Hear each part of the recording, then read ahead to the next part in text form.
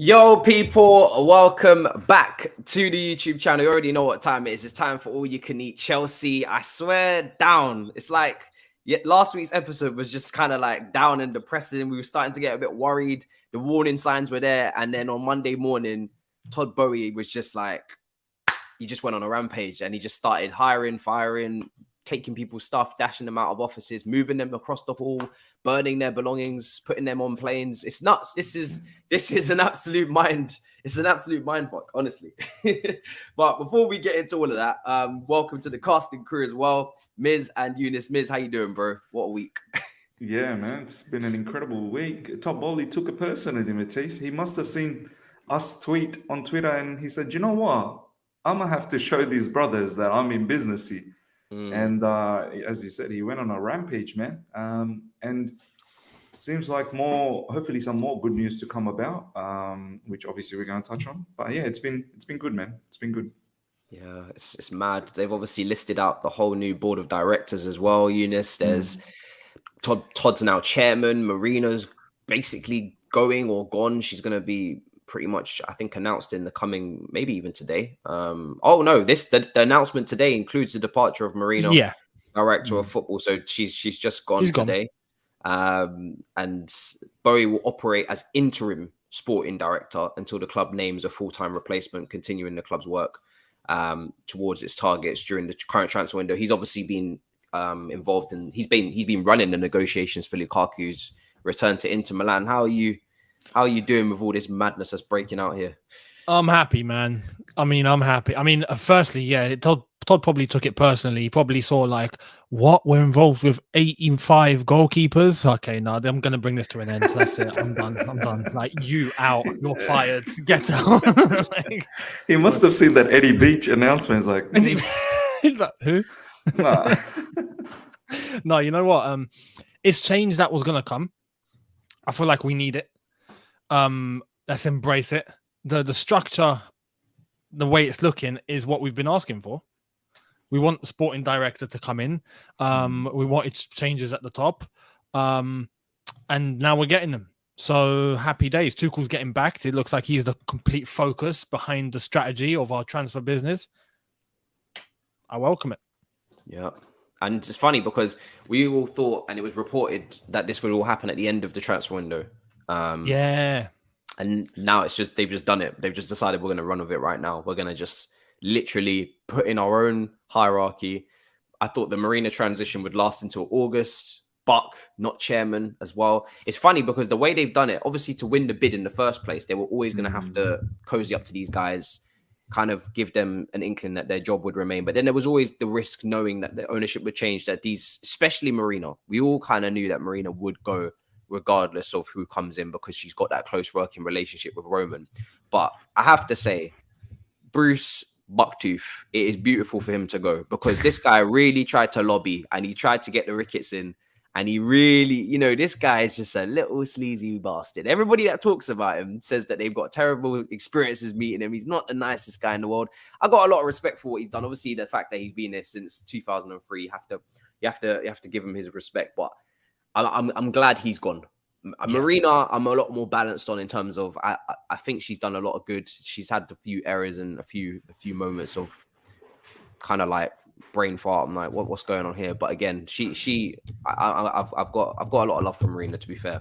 But Buck, yeah, I'm happy with that one. I'm delighted with that one. So, and we was just speaking about it off air. Thank God that this kind of happened when it did in a way, because I think under Roman and Marina, Lukaku definitely stays. He definitely stays. Him and Tuchel are forced to work together. Nobody's taking this type of large cut or drop off in terms of price. This is a £97.5 million transfer in pounds. Yeah. Knocked down to €8 million plus add-ons in a loan fee. Like that loss in 1 year is ridiculous. It's emotional damage. Emotional damage. It's unheard of. It really is. And it doesn't happen without new ownership. It really doesn't. So I have to be so thankful to Todd. The fact that he's already done that, and he understands the significance of removing Lukaku from the club immediately. Like, he didn't keep waiting until the end of the transfer window, haggling over a couple million. Oh, we could get him out now, but we're going to delay it until like, I don't know, late July, try and get 20 million, 15 million. No, said we're going to get him out now. We're taking it L regardless. We're moving on. And now, hopefully, incomings. So, Miza, in comparison to last week, how are you feeling now? Are you much more confident? Obviously, there's been a lot of breaking news. Content's been flying out the window. How are you feeling? Yeah, confident, and I like it as well. Todd Boehly, as Younes mentioned, putting the structure that we know is the rightful structure. Do you know what I mean? Manager being very close to all the transfer business and the dealings with the football club, sporting director down the track, we should get a full-time one. But I have to say one thing, Matisse, the pressure is now on because Thomas Tuchel has been given the power and he is going to be given almost everything that he wants and desires. And you know, whoever he's a big fan of, because it seems like he's a big fan of almost everyone. And the structure is getting ready for him as well. And Todd Boehly, you know, the businessman that he is, he's not messing about either. He's listening to the demands and he's getting it done. So whoever comes in, Matisse, if it don't work next season for Thomas Tuchel, I wonder how Todd Boehly is going to be. Because if Todd Boehly says, okay, who do you want? Let's say Raheem Sterling. Yeah, I'm a big fan of Raheem Sterling. Get me Raheem Sterling. And then he comes in and let's just say for argument's sake, it doesn't completely work out. Todd's going to be like, well, we ain't going to treat this like the Romelu Lukaku thing, Thomas. You're going to have to... I don't think they should. No, they shouldn't. You're going to have to find a way. I don't... I see Matt Law's tweet and he was like, the pressure on Thomas Tuchel is definitely going to be ramped up now that he's got his way with Lukaku. But I think it's premature to even know how Todd's going to approach managers in terms of how lenient he's going to be, how much time he's going to give. He may be the most lenient, patient person in the world. He may see that Chelsea finish 4th next year after bringing in all their new attackers. And yeah, not all of them do well, but he may say, all right, fine. How can we solve this? I'm not going to get rid of them because you asked for them. Oh, hell no. And I don't think that we should be allowing that to happen again. And I think a lot of Chelsea fans are trying to convince themselves that Thomas Tuchel had no part to play in signing Lukaku are brainwashing themselves because, I mean, I just saw a clip on Twitter the other day about Thomas Tuchel speaking on Lukaku, talking about, you know, this is the type of player we needed, this profile, playing with his back to goal, bringing others into play. When you think of a player that suits that profile, you think of Olivier Giroud.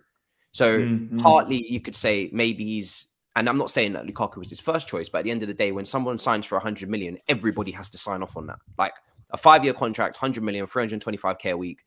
There's nobody in that boardroom when that final decision gets taken place, which Tuchel will be a part of, that says, I'm not I don't think so, guys. If anybody says that, then that transfer has got to be cancelled. There's no way you can be half-arsing. You can half-arse a 19-year-old Brazilian from Sao Paulo for 5 million.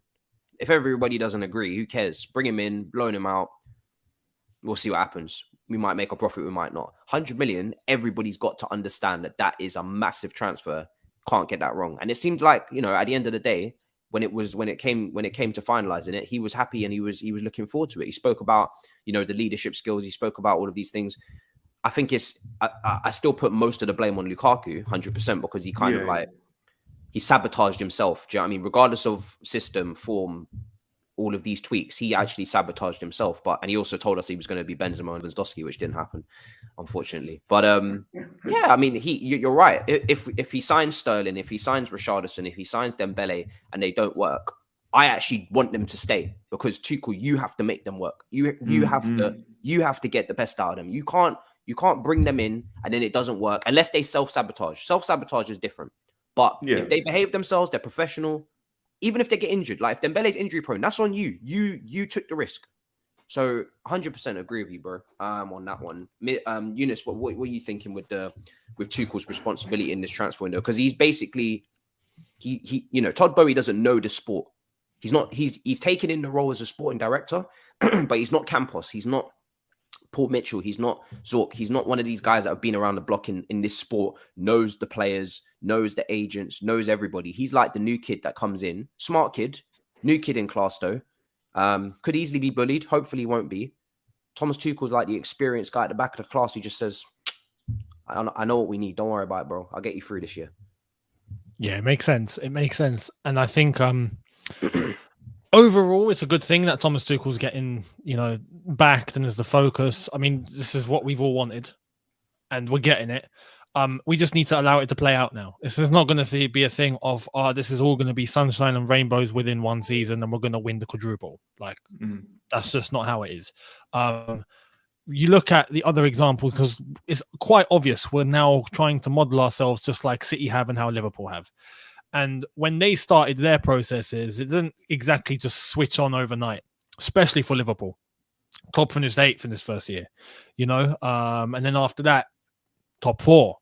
And then after that, started getting himself up there. And then trophies started coming in. But it took those 2 years also for him to really try and build. With Tuchel, we have a different dynamic. We shouldn't compare ourselves completely to like a Liverpool. We shouldn't copy. We are our own identity. We have our own way. It's Chelsea. We've already won the Champions League with Tuchel, which is mad. I honestly feel like with the reins, we do need to give Tuchel the time, the resources. And Todd Boehly, I think as an interim is a good thing. It seems like we already have established targets. Now it's just about getting those done. And then after that, a sporting director will come and do the rest. So that's a good structure to have. And with Tuchel, we don't know what Todd Boehly is going to be like. Like, if something like you guys have just entertained doesn't click or doesn't work down the line, this isn't going to be a case of, okay, mate, you're fired, see you later. Like we know, like we've known for 20 years. Like, all we've known for 20 years is our first sign of trouble. All right, look, we're going to give you a month, right? Results collapse. Okay, you're sacked. Like, see you later. Here's your compensation. I don't think that's going to be the case. No. We don't know Todd Boehly, but just my gut feeling when I look at Todd, I look at the way that things just look. The things we hear, I honestly think he's going to be patient with Tuchel. And realistically, which other manager is there going to be out there that we can get that's going to take us in the correct direction that we need, aside from Tuchel right now? It's a big opportunity for us and for him, and I welcome it. I'm happy for Tuchel because we don't normally give managers time at Chelsea, and he's the first. So I wish him the best. He's a lucky man. So yeah. No, 100%. We don't give anybody time, but now this is now a situation where nothing that's happened in the last 20 years is even relevant. I can't even lie. Like, yeah, nothing that's happened in the Roman era is now relevant because there's not even a single person or human or fragment that is from that era that is now in this era. It's all gone. Like, this is a complete rip off the plaster, fresh start. This is as fresh as it gets. Like, obviously, Marina's going to be on call. Do you know what I mean? Like, for the rest of the window. Like, this is. I don't think that phone's going to ring very often. I'll be honest. Yeah, I highly doubt it. Do you know what I mean? Like, this is as a rip off the Band-Aid as it gets. So I'm looking forward to it. I'm quite excited about that. And I've seen links, and I was under the notion months ago from every Liverpool fan I spoke to, even from just 1 + 1 is 2, that Michael Edwards wouldn't be coming to Chelsea really, because why would you leave Liverpool to come to Chelsea? It just doesn't make any sense. I was told that he could go to America. He might be taking a bit of a break, maybe a new challenge, new country, whatever. But we've been linked with him. And I have to say, now that Campos is off the table, this is by far and away the best choice for me personally. Yeah. If I was to look at everybody, obviously Paul Mitchell isn't too bad. He's got a good track record at Southampton, at Tottenham. There's probably a few other names as well. I think that Atletico Madrid guy, Andrea Berta, he's not bad either. If you check out some of the people he got in, there's some really good names there. I mean, bottom line, we just need someone in that position and to take that job away from Todd Boehly. I mean, he's been doing okay, but obviously, as Younes said, Todd's new to this. Do you know what I mean? And you probably don't want to do this on a full-time basis. Yeah, the thing with Emenalo was also mentioned actually, but the thing is with Edwards is that he almost like he knows exactly what's needed in this league as well. Like, he's got experience in this league, so that just gives him that extra little, and it would piss off Liverpool fans, I think, to some capacity, which would be beautiful. So I wouldn't mind it. I really wouldn't. And he's obviously worked with a German coach already as well. Maybe you could say there are some similarities in the way that Tuchel and Klopp approach things. Not exactly the same for sure, but some similarities, same school of method. So he's kind of already got experience working with a German manager, with certain principles in this league at a top club that won't spend and splash like Manchester City, but have some wiggle room with money. I think it's as seamless as it can get, really, in terms of like transitioning for him and for us. I think with Michael Edwards, right? There's a good chance here that we could tempt him, because you know what? If we had, because remember the Michael Edwards links came when Roman was still in charge. The whole bidding thing didn't even begin yet, if you remember. And Michael Edwards, we need a sporting director. We should go and get him. And that was mainly fan driven. Yeah. But in that time, I don't think even if Chelsea approached him, he'd be like no, you know. But I think now, complete new ownership, complete restructure. All the old faces are gone. Todd Boehly can honestly talk with Michael Edwards and go, look, we're new. We've got a brand new project. This isn't the Chelsea you know. This is brand new. We want you to be a part of it. And lead it. You're leading it, really. Exactly. I mean, it reminds me to how we brought Peter Kenyon in. Yes. Do you remember when Peter Kenyon, before he came in, he was at Man United with Alex Ferguson? It doesn't get bigger than that. At that time, anyway, you just couldn't get better than that. We managed to pluck him out of Man United. Why? Because we had a brand new project down in London, Chelsea. We want a revolution. We want to kickstart ourselves and put ourselves on the map. Do you want to be a part of it? Do you want to drive it? And Peter Kenyon did. And the rest is history. We had fantastic success after that. I feel like there's a chance, as you've said as well now, to work with another German manager to try and bring what worked at Liverpool to Chelsea and replicate it. And I feel like with a new ownership and a brand new, new faces, people that you haven't heard of, that you don't know, who are inviting you to the party, it could tempt him. I feel like the chances are he'd probably want a break and wants to go, but this could tempt him, I reckon. We'll see. I feel like it's way too premature to say this, but I feel like just from what you see from Todd, he's very like public. He's very easy to get a hold of. He's taking pictures of fans. So I'm sure, the new sporting director will have pretty close contact to him and able, in terms of a working relationship, to be able to talk about ideas quite fluidly. We may actually be more appetizing for him to work with than maybe Mark Henry and FSG. And I don't know the ins and outs of that, but it could actually be maybe even easier to work with our lot, because they're so new. Yeah. It's like, we're leaning on you. Like, any sporting director that comes in now that they completely vet and they completely put through the process and say, you know what, this is the guy for us. He's like running our football club. From a footballing standpoint. From a footballing standpoint, you are now running our football club. It's one of the best jobs you could possibly want, because you're not dealing with any of the finances. The finances we'll be dealing with. Do you know what I mean? We'll look at what you're doing and see if it matches with the finances. You're dealing with the footballing aspect. And truth be told, we don't yet really have a philosophy.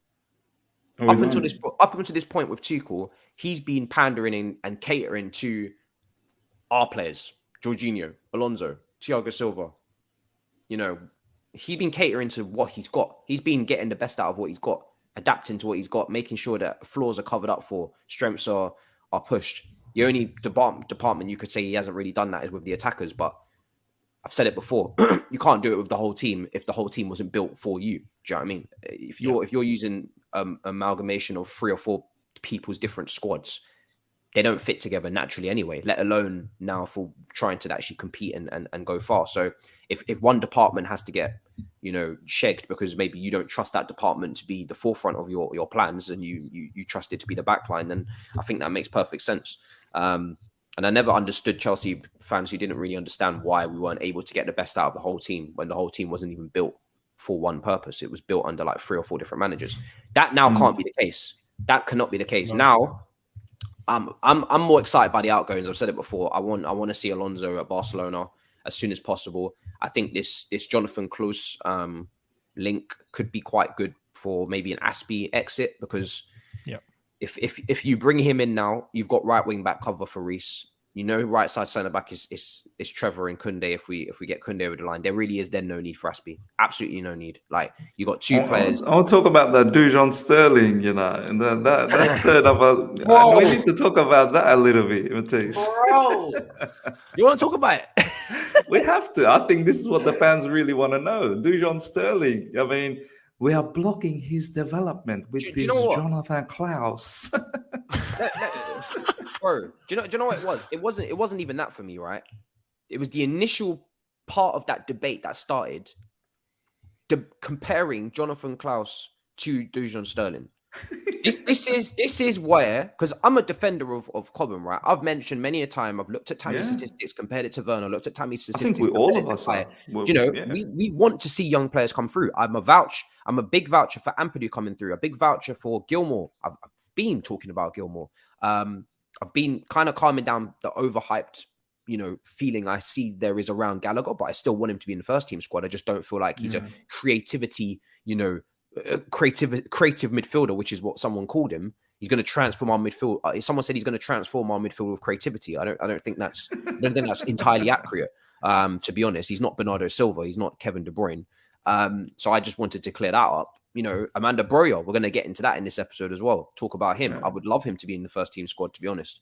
But Dujon Sterling played 22 championship games, right? So he didn't even play all of them. Fair enough. He's come back from injury. Completely understand that he's recovering.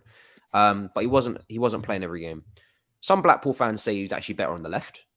That was in a thread from Chelsea Loan Army, who actually keeps up to date with these guys. Because I know none of these people have been watching Blackpool. The people that I'm debating with have not been watching Blackpool and Dujon Sterling. Same way I haven't been watching Lens and Close. But they have not been watching Dujon Sterling at Blackpool. I just know that for a fact. Everybody knows nobody ain't watching no Blackpool. The only team people may have been keeping an eye on is Huddersfield with Levi Colwill, and that's about it. This person has 0 assists this season in the wing-back role or full-back role. 0 big chances created, 13 chances created. In comparison to Reece at Wigan, who created 13 big chances and 74 chances, right? So he hasn't ripped up the championship. No one is going to tell me that he has. He hasn't. Simple as that. I don't need to watch to know. He hasn't ripped it up, clearly. He hasn't. Has he been playing at right wing back? He's been playing right wing back. He's been playing right back. He's been playing left back. He's been playing both flanks.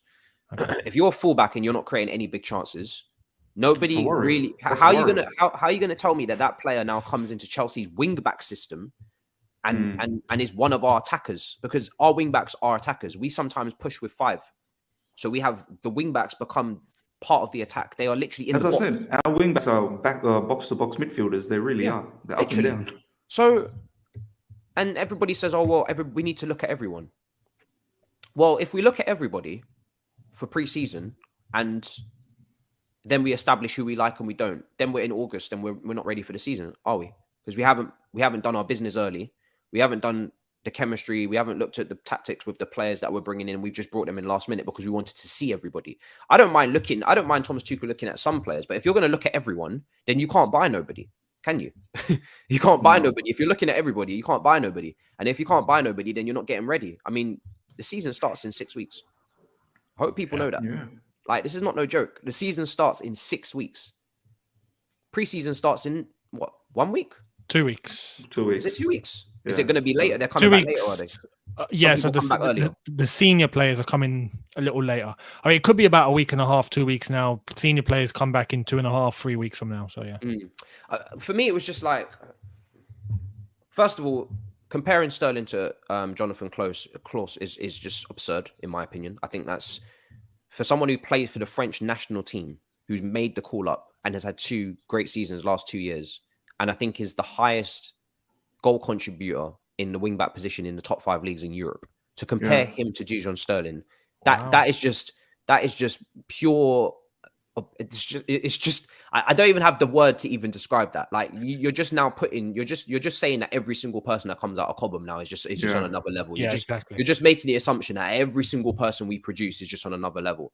Everybody knows our academy is the best, or one of the best at the very least, if a rival fan wants to chip in. But to start comparing Dujon Sterling, who has not kicked a single ball in the top flight and did not rip up the championship. Yes, he's come back from injury. He's still cool. Let him continue to come back. Let him go out on loan again. We need seniority in this defense, and we need people that have got experience at the top level in some parts of our team, at least as depth. If we've got a young Reece James, I don't understand why we then need a 22-year-old to back him up who's not played at this level before. Say Reece James gets injured, Champions League night. What are we doing? Like, Dujon Sterling. Dujon Sterling, man. Who's never played. Come on, man. Like, Dujon Sterling against Real Madrid, against absolutely, Vinicius. man. But Yeah, and to compound this as well, Sterling not only is not he's versatile, so he doesn't even Jonathan Klaus doesn't even completely block him out of the team because he's played right side centre back last pre-season for us. Yeah, that's where Tuchel actually played him. If his defensive side of the game is stronger than him going forward, then what's the push to play him at wing back and not right side centre back? It doesn't make any sense. And again, it's just like. We don't need to take these risks every single time. It's crazy. Do you know what my problem is? Over 8.5 million, and someone that's on like £8,000 a week. Exactly, and it's a perfect backup. We talk about backup or players that want to compete. That's two different things. Backup is okay, Reece James is the frontline player, and then this guy, if something touch wood was to happen to Reece James, and this guy comes in, and they should be able to steps in, and they can maintain somewhat of the quality. If you want to bring in someone even better to compete, that's a different story. Here's my issue. I want to sort of take our mindset to a different scenario. It seems like there are certain players that we are okay to back, and then there are certain academy players that we're not so okay. Like for me, and let's shift it to a little bit of the Armando Broja, right? Because the same sort of conversation that you had that day, Armando Broja's situation happened. And no one seemed to be interested to keep this guy. No. They're willing to give him away to West Ham so that we can have some sort of a relationship with West Ham to get Declan Rice.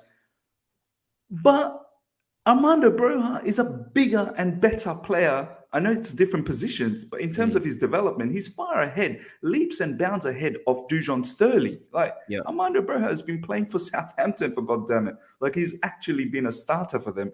He's 20 years old, 2 years younger. Where is the defense to keep him as a squad player instead of defense? Get rid of him. Declan Rice. Where's Billy Gilmore and Ethan? Where's Billy Gilmore and Ethan Ampadu's defense? No defense. No defense. No low block. No clearances. No tackles. No slide tackles. But no Jonathan Klaus, Dujon Sterling, 8.5 million. Jonathan Klaus. You know what? It's very reminiscent to how we got Aspie. Yeah, exactly, bro. This is the type of shrewd business. Intelligent business we want to see.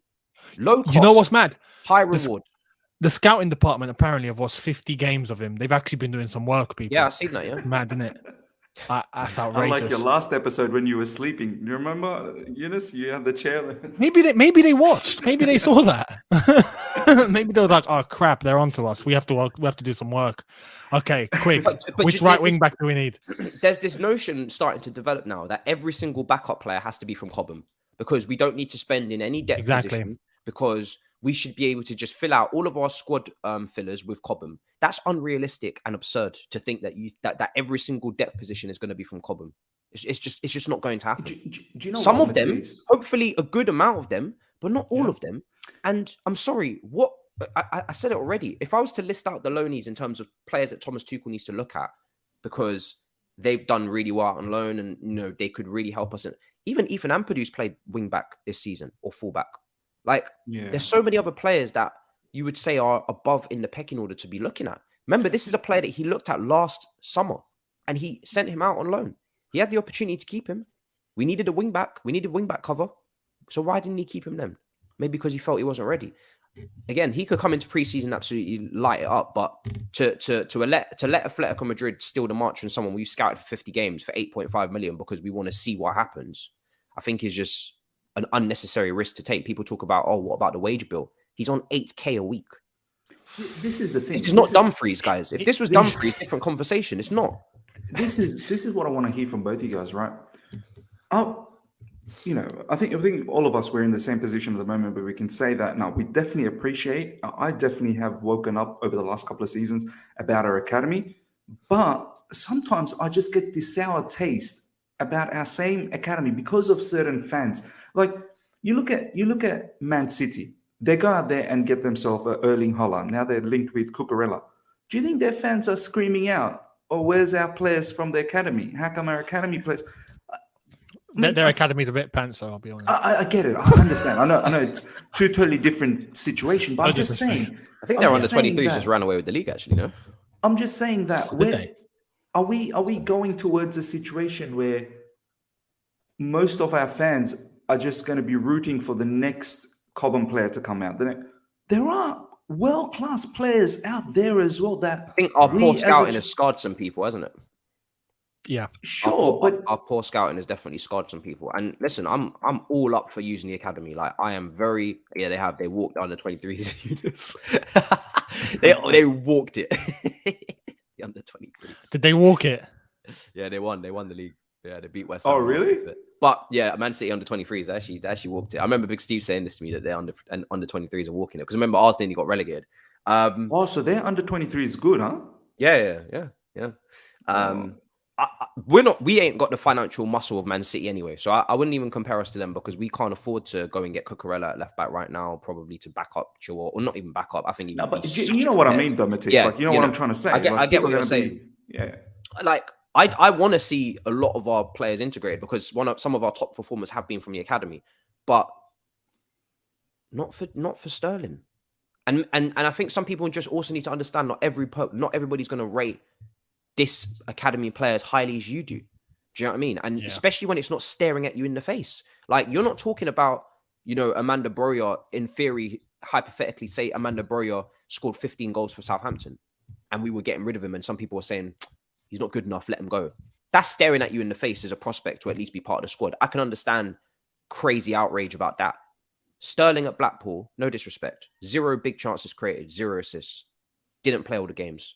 Am I absurd for thinking that he's probably not ready to step up for Chelsea in the second wing-back role in a position where Reece James is picking up injuries? This position decides if we're shit or if we're good. Because let's be honest, when we played great with the wing-backs, we were brilliant. When we had a wing-back that wasn't on the level, we were shit. And it was literally like black and white. It was obvious as hell. We're in all competitions. We're competing for everything. It's a World Cup year. Am I absurd for thinking that we need a right wing back, considering we wanted one last summer and we didn't get one and we saw what happened? Come on now. Yeah. I think Ian Maatsen, if anything, is the person that people should be giving a little bit more airtime. Yeah. Like if you want a Cobham wing back to come through, why not talking about Ian Maatsen? Yeah. He's linked with PSV, linked with Dortmund, had a better season in my opinion. What are we not looking at him for? I think if anything, and as well, I know Chilwell's coming back from a massive injury, but apparently he's recovering really well. I think Reece is the one that you got to look after just a little bit more. Reece is actually the one that worries me a bit more. Bro, Thomas Tuchel has said that he literally moved Reece. He said playing Reece James in the wing back could possibly be one of the reasons why he keeps picking up the injuries. Yeah, because it is a demanding position physically. Yeah, it is. And that's why he keeps. At times he plays him as an RCB. I would not be surprised one bit down the track. Thomas Tuchel says to Reece, you're too much of an important player for me to not have at all in the team. Yeah. You may be playing majority as RCB, the odd game where I need you to penetrate the opposition. I may hook you in the right wing back position. But maybe predominantly you're going to be... We'll see what happens. I still think he's our best right wing back. Oh, he's clear. I want him to keep playing there. But if he keeps getting injured... Best solution down the line would be, the best compromise would be for him to play as a right back. Yes. This is why I want this is why I want the 4, man, because that's the best of both worlds, isn't it? Yeah. You play him at right back, you still get him to go forward and give you the delivery. Because Reece James at right wing back, when he's fully fit and going, he's incredible. Like he's technically so good. The only thing he's not going to do is like dribble past players, like skip past players, because he's not a winger. That's the only thing I could say. Like he's not going to just like skip past players like a winger. But you don't really need him to, well, it would be nice if he could do that, but that's just asking for way too much now. Like he does everything else like to the ridiculous level that he does. Even Trent ain't skipping past players. I don't think there's many wing backs or full backs that do, to be honest. You'd have to go back to like Marcelo, Dani Alves, your Brazilians. Do you know what I mean? They're the ones that will do it. Cafu, yeah, they're your. I feel like you need a Brazilian passport as a fullback to start skipping past players and doing step overs. That's just like that's the only time. I remember the goal that Reece scored. Was it against Burnley? Where he cut in? Went past. kind of like really go he didn't go past. That's the thing. Yeah, that's the thing with Reece. He didn't really go past him, but his shot went past 3. Yeah. The ball control is so elite that he doesn't need to go past. He just was maneuvering him, which was good. Yeah. But yeah, I mean, we saw last season how we suffered for not bringing in wing backs. Do you know what I mean? For not getting depth in that area. My ideal situation has always been that we get someone that can play both sides.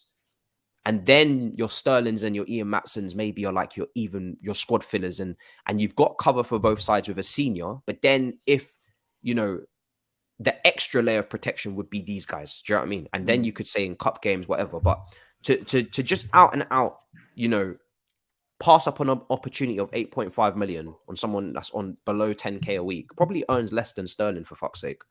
Do you know what I mean? And yeah.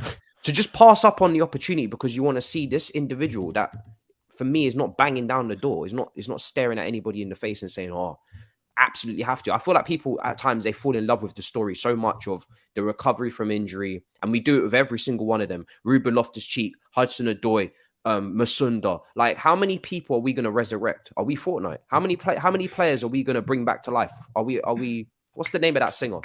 The really big famous one that bring me back to life. Can't remember the name of it. Oh my god.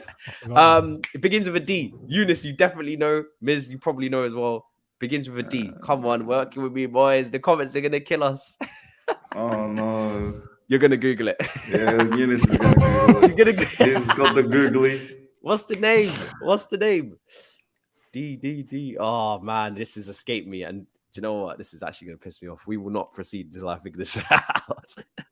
Hang on. Did you say bringing me back to life, or bring me back to life? Bring me back to life. Evanescence. No, it's not Evanescence. What's the name? Who's that? That's a complete shift. I can't think of the name. Oh, I might have to move on. She's not going to come up as well. She's an old singer. No. I got Bring Me Back to Life, Dr. Dre. Dr. Dre. No, it's not her, oh man. My God. Oh, this is going to kill me. Maybe the song's not called that, but that is part of... Diana Ross? No. I don't know. You sure it starts with a D? Yeah, you saw it starts with a D. I'm pretty sure, but I could be wrong. Anyway, we'll move on. Fuck. You know when you think of something... I'm sure live chat will let us know, bro. But anyway, like, at some point, you know, I mean, again, if someone's not fully fit and they're still recovering, that's why they haven't played that many games. That's not exactly a great advocate for a wing-back role. That's very taxing athletically.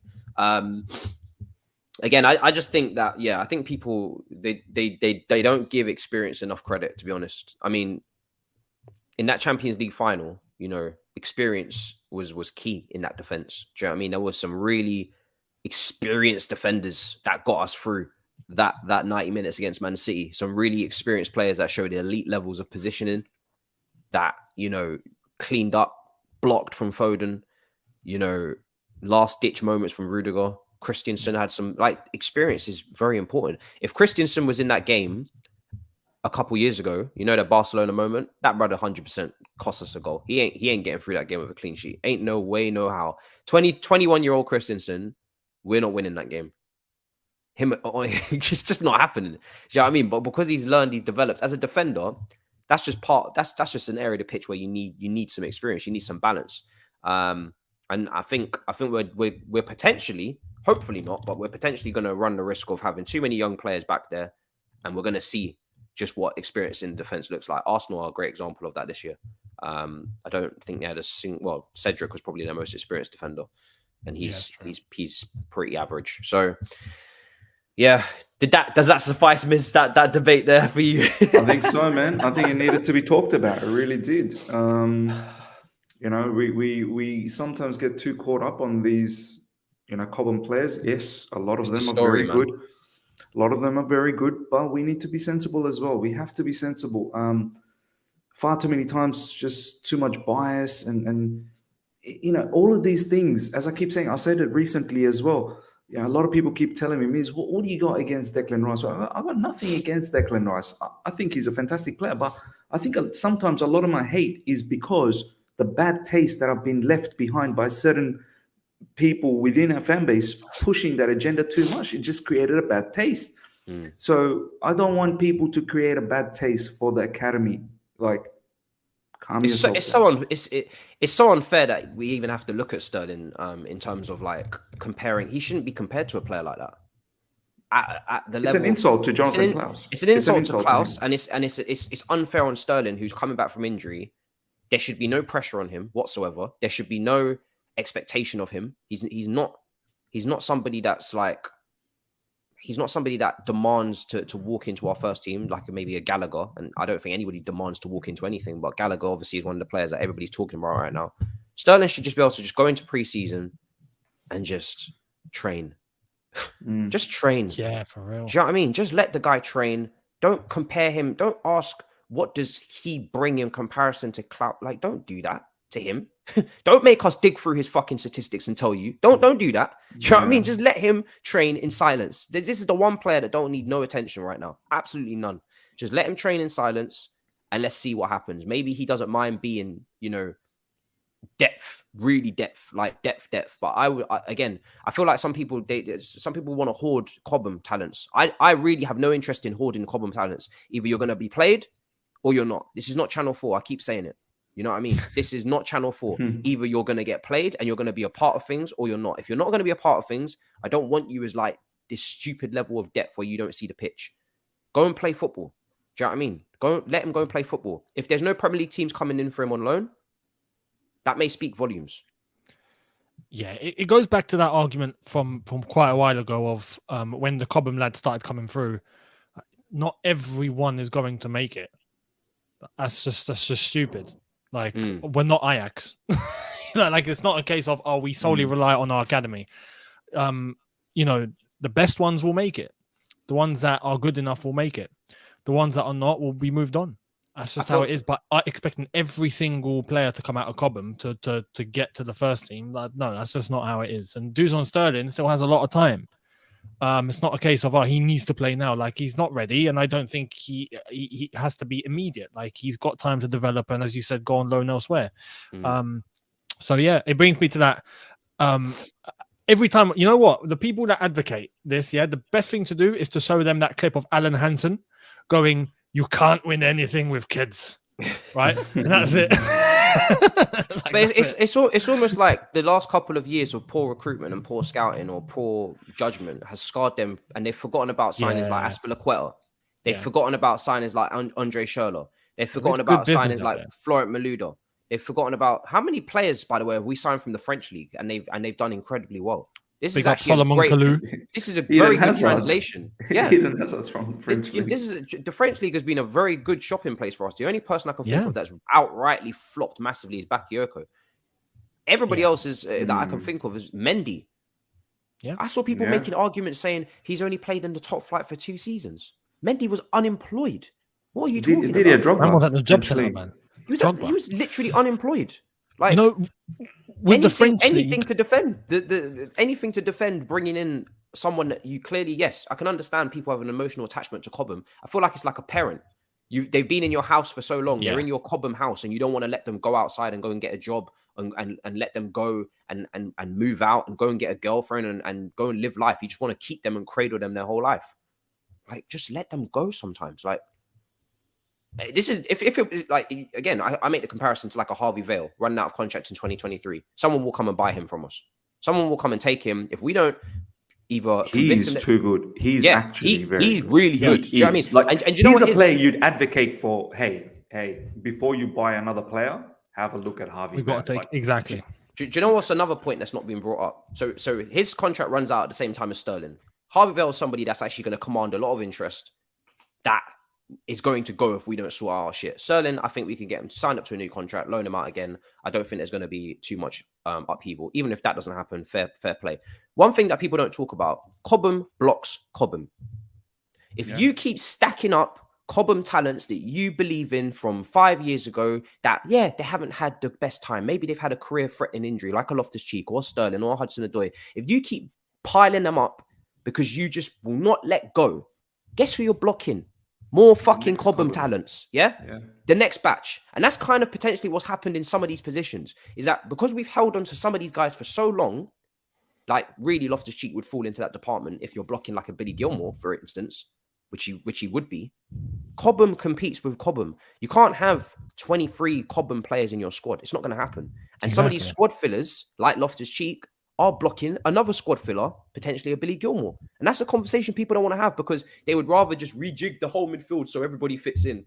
We can have Rice here, and then we can have Loftus-Cheek here, Gallagher, Gilmore, Mason Mount. No, that's not going to happen, mate. Where's Kovacic? We don't need Kovacic. He's not that good. No.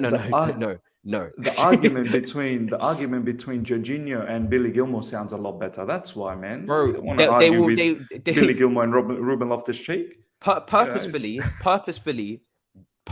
start to undermine players that are not from Cobham to squeeze in more Cobham to reshuffle the other Cobham. When really, if we're being completely honest, Mason Mount should be competing with Gallagher. And Ruben Loftus-Cheek should be competing with Billy Gilmore. Yeah. 2 8s versus 2 8s. I agree. And whoever wins. But no, we can have all of them because it's an uncomfortable conversation. I don't want to let go of that one. So let's just keep all of them. No. Know what's there's mad? actually a transfer market out there. And some of these players out there shit on all of these guys. And we should get them as well. So this is true.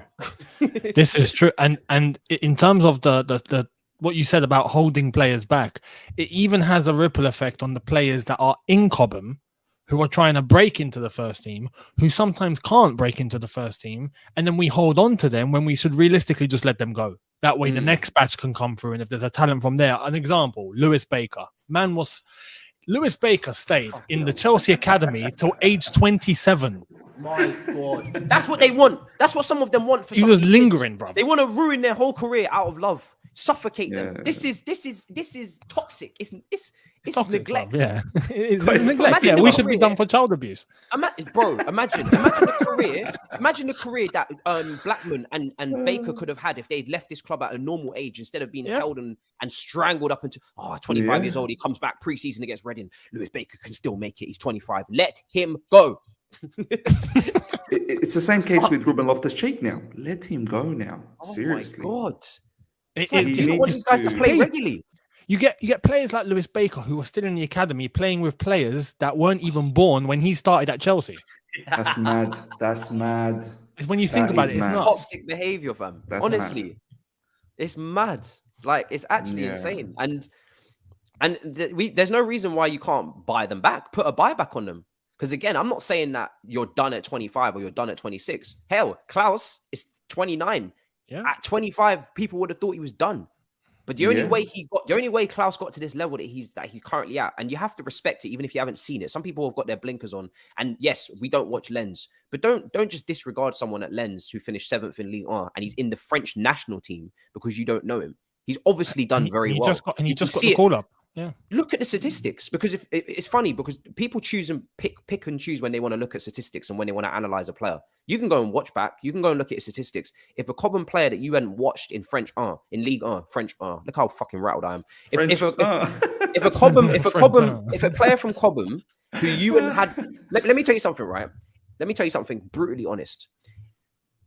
If Dujon Sterling was at Lens and people didn't watch Lens, but they saw his statistics, the same statistics that Close put up, people would do propaganda for Dujon Sterling like there's no tomorrow. And there wouldn't be a conversation of, does he really fit? We haven't really watched him. How did those statistics come about? No. I've seen poor performances from Gallagher for Palace this season, where he's not really been in the game. He's not really played that well. I've watched the game. I've been doing the watch along. I was actually at the game against Brighton at the Amex Stadium. He didn't have a good game against Brighton at the Amex, but he scored. I said, I know exactly what's going to happen. I come onto Twitter. Goal contribution. Conor Gallagher. Unbelievable performance. I was at the fucking game. He did nothing. Was that Football London, Matisse? Everybody. I was at the game. He was average. But because he scored, he was incredible. He was generational. Hypocrites. Absolute hypocrites. And if Dujon Sterling was doing what Klaus was doing at Lens and you saw his statistics and he made the senior squad for England, you would fucking ejaculate. all over the place.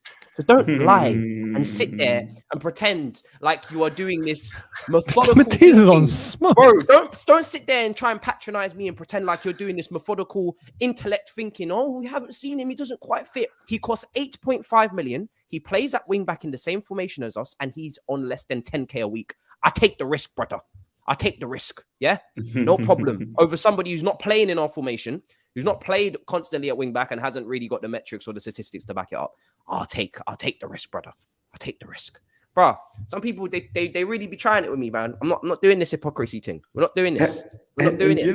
You know what the funny thing is, right? And this is what I want to see how you guys felt about the Armando Broja. We're happy to let go of Broja though. When I honestly want to hear from you guys. Like seriously, I would love to hear from you guys. You know how I've talked about Armando Broja. Look, I have to be honest. Armando Broja, in the latter half of the season, did fall away. But that too coincided with Southampton falling away as well. Yeah. But it was clear to see. I've watched some of those Southampton matches because I was keen to see how Broja was playing. He's got electric movement. Pace is there. He can be coached. Yes, he's only scored 6 Premier League goals, but that's an okay start for a 19-year-old. Do you know what I mean? Like first season in the Premier League. There is a lot of good raw ingredients there that you can see. You can mold it into something of a monster. But we are okay to let go of him to bring in someone like Declan Rice. It's not guaranteed. But we're not okay to get rid of Dujon Sterling to bring in a Klaus that makes more. Do you know what I honestly want to hear from you guys? Is who's worth letting go of, Broja or Sterling? Like, bro, if we let go of Broja, right? If he walks out the door, we don't have a recognized number 9 at Chelsea Football Club. Facts. Yeah, facts. We don't have a striker anymore. Havertz is not a 9. Havertz isn't no. So like, oh yeah, we have Werner's players still here, that can play as a false 9. Werner's still here. Oh yeah. Don't forget about Werner, Younes. So, yeah. I would prefer to keep Broja than Werner. He's a 10.5 or something.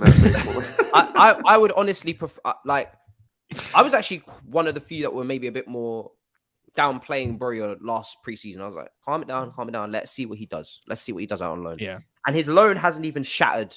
He hasn't even shattered the Premier League last season, right? On loan. But he was only, 20? He turned 20 in September. He's going to be 21 this September. But I was very happy to recall him back and sell or loan out Lukaku in January. I was that angry with Lukaku. And I'm not even expecting Broja to come into this team and start or be prolific, but he's got this vibe about him where he's got obviously some ability, but then he's also committed to the cause, and he clearly wants to fight for his place. But then on the top of that, he's actually got ability as well. You can see there's something there.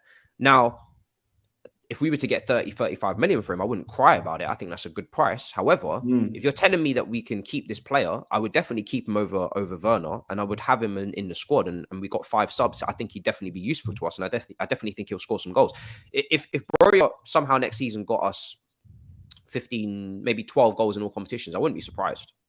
You know, or not. Yeah, even, you'd think he'd only improve from 6. He scored 6 at Southampton. Yeah. Yeah, I honestly, like, if he was to get, I wouldn't be surprised if he was able to get. Depends on the game time. That's really what's keeping my number low. But I wouldn't be surprised if he was able to get 12 goals next season, 13 goals next season, in depending on with the minutes given. You know, if he was a constant starter, obviously you'd expect more than that. But with the minutes given as a bench player, I wouldn't be surprised if he was able to get 12, 13 goals.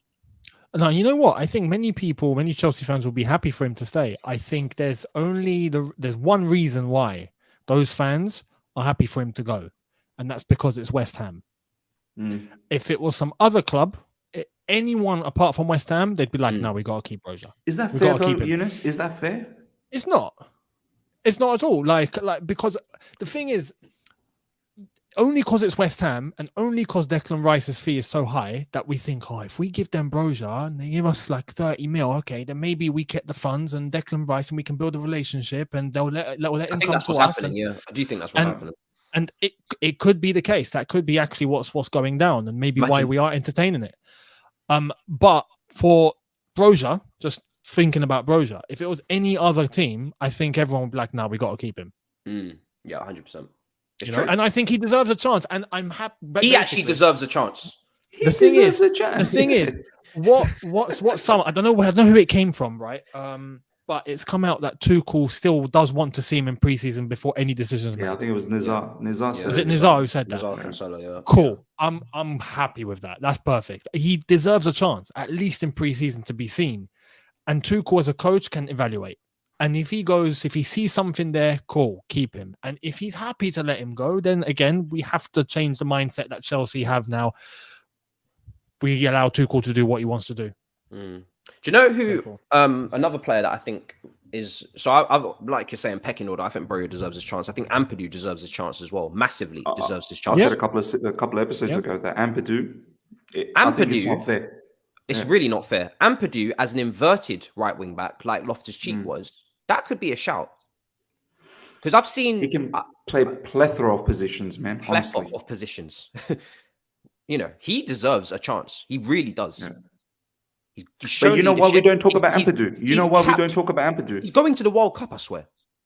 Yeah, but Matisse, you know why we don't talk about Ampadu? Playing against us. I don't know, bro. Is it because he was signed from Exeter?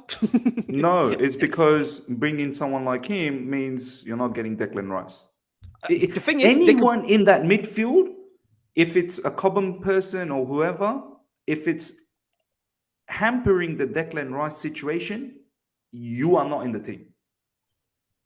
Because Ampadu being in the team means, well, why are we getting Declan Rice now? Who's leaving? Is Kante leaving? Is Jorginho leaving? Is Ruben Loftus-Cheek leaving? What's going on? You know my thoughts on Kante and Jorginho anyway. I wouldn't renew their contracts. I've said it before. I think our midfield should have moved on by next summer. But, you know, again, if we're in a trajectory of going up, because these players are only in a trajectory of decline, in my opinion. From Ballon d'Or listing onwards, they're only going to go like that.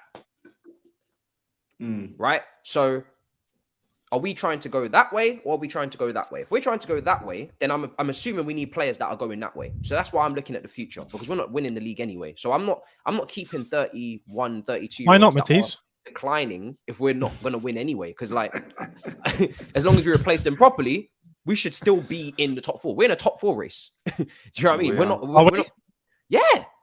Oh, man. Yeah, we are. Well, we're going to win the league, man. Again, it's Younes loves it. Younes loves it, bro. He fucking loves it, man. He really does. Younes, you're a mad one, Younes. But it's true. No one ever talks about blocking Ampadu's path.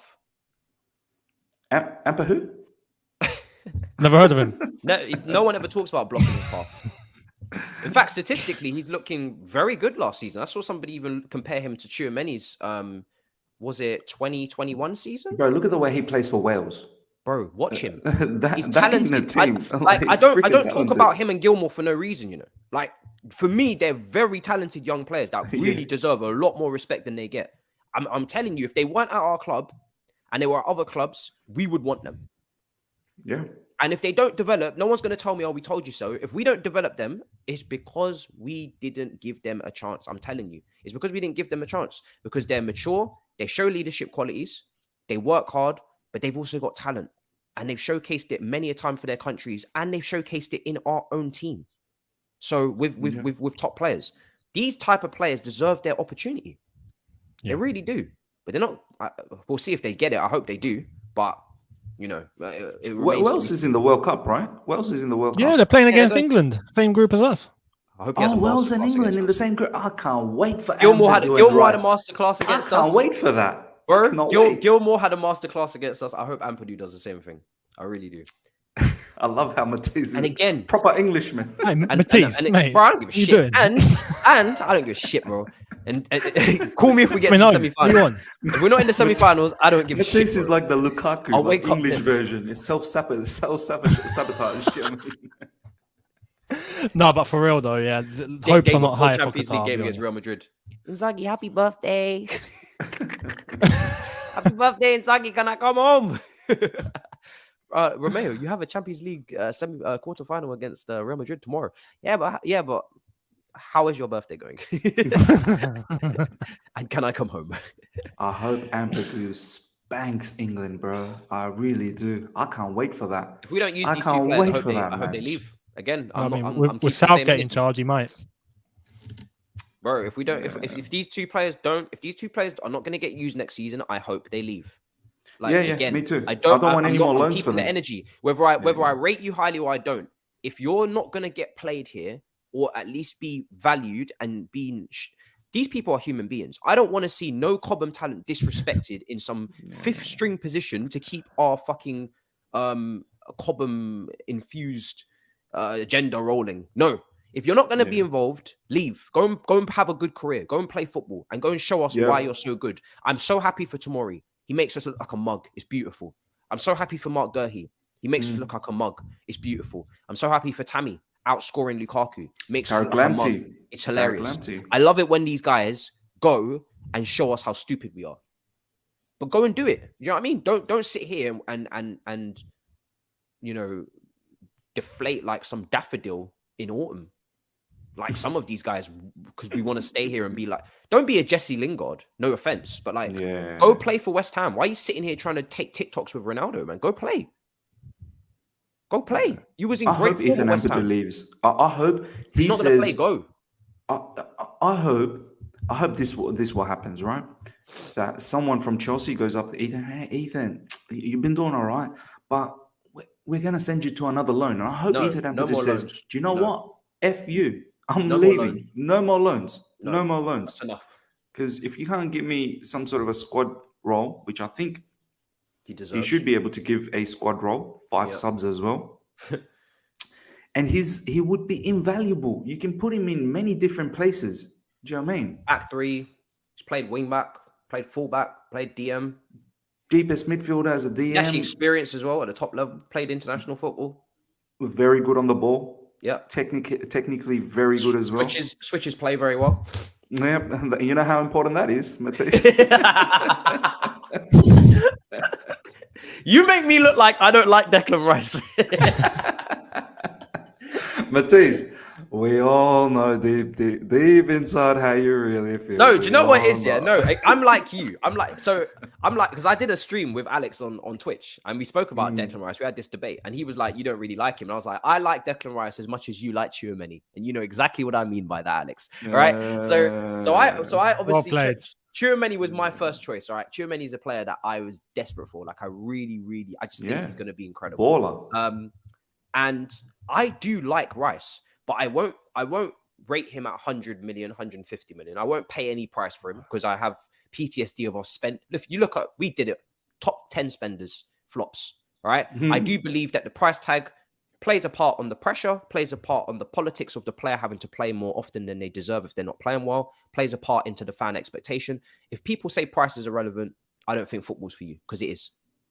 It simply is.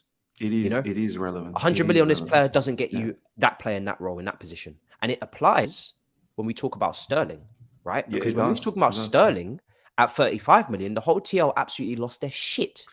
Do you know what? When Matt Law reported that Sterling would cost 50 to 60, oh, no, we can't have him. I have a different take, but I have a different take on that. I heard what you said, Matisse. Here's why I feel it's a bit different in this case, and price does matter. Once again, I'd love to hear what you guys have to say about this, right? Sterling at 35 million, and I saw Younes's video as well. That's a steal. That's a steal. At 35 million, because he is absolutely Premier League proven. He's 27. It's a steal. Oh, don't get me wrong. It's a steal. But however, if you rate Sterling, Miz, is 50 million, is that crazy? If you rate Sterling so highly? Rating Sterling, I think that's a separate case. I rate him, but in terms of price, I'll get to you why I think like that. At 35 million, it's a steal. My price would be, this is how I'm thinking, right? He's on his final year with Man City. Man City should have no point of advantage here because Man City could lose this player on a free next season. So they should not be running the show here. It should be Sterling and whoever else wants Sterling, right? So from that standpoint, I don't think Sterling should be that much. Sadio Mane went to Bayern Munich for about, 35 million to 40 million pounds. And I get it.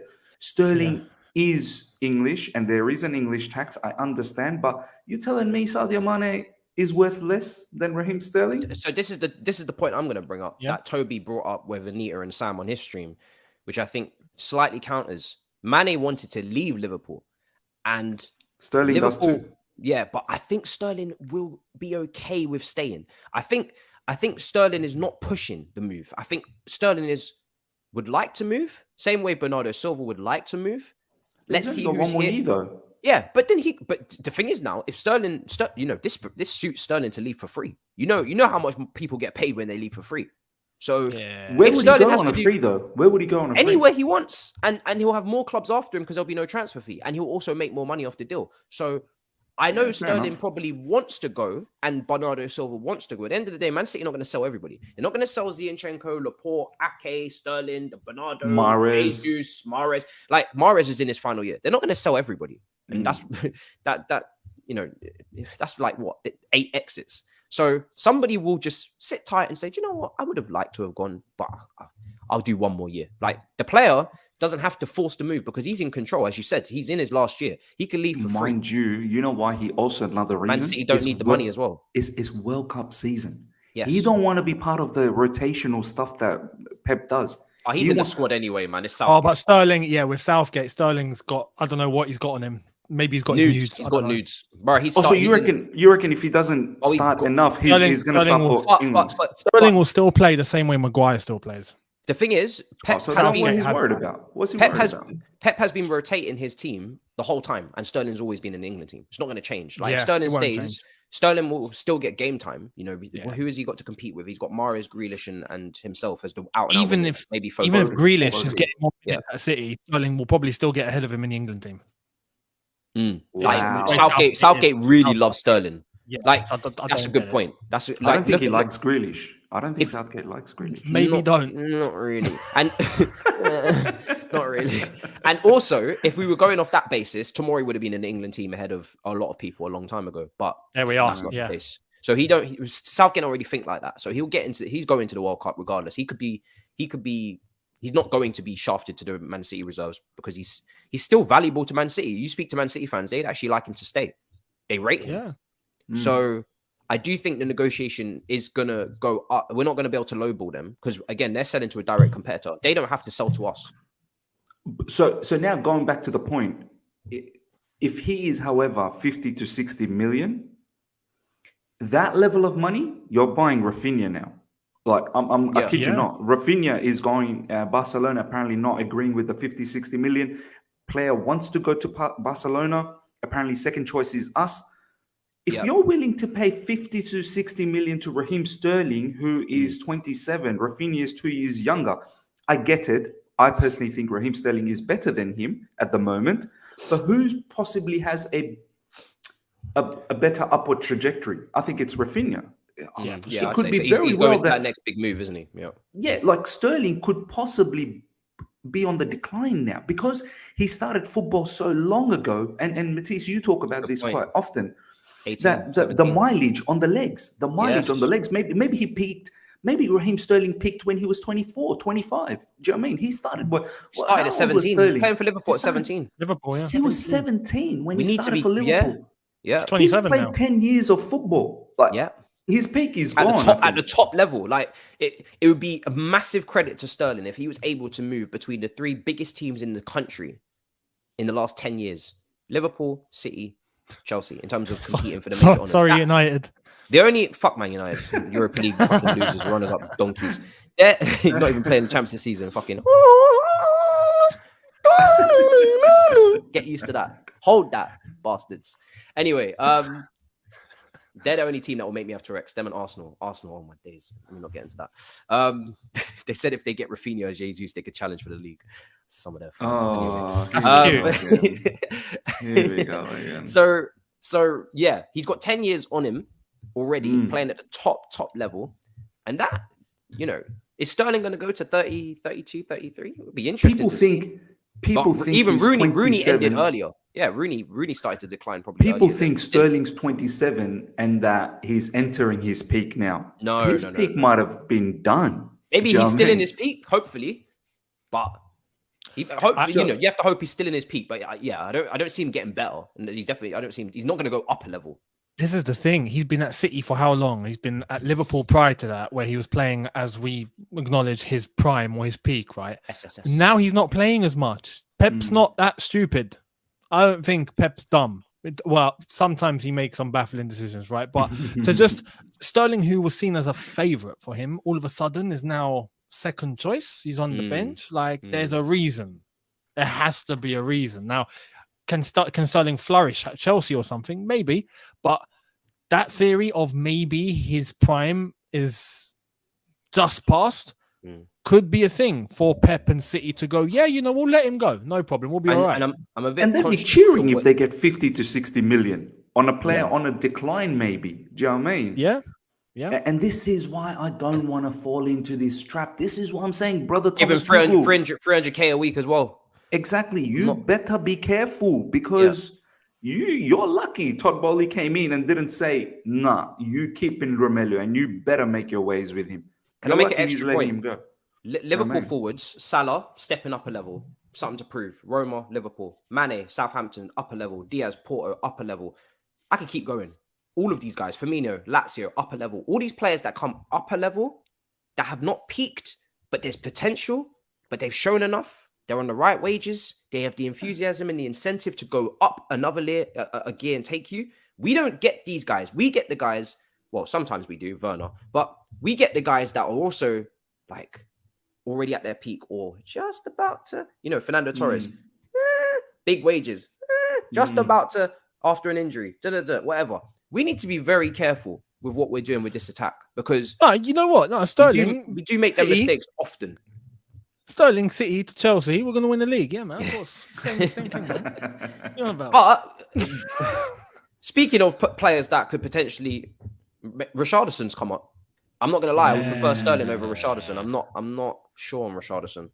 I had to think about it because the report came like that. I did a double upload. I had a hay fever. So I didn't want to give any opinions because I was shocked with the situation. I couldn't believe that there was more things to talk about after what had happened in the morning on Monday. So I was like, let me just sleep on this Richarlison thing. And I slept on it. I looked at his underlying metrics as well. And he's got the underlying metrics of a wingback. So maybe Tuchel's going to play him at wingback. No, bro. He's Diego Costa regen, apparently. Bro, his pressures are incredible, me of Diego Costa. The disrespect, man. on Diego Costa.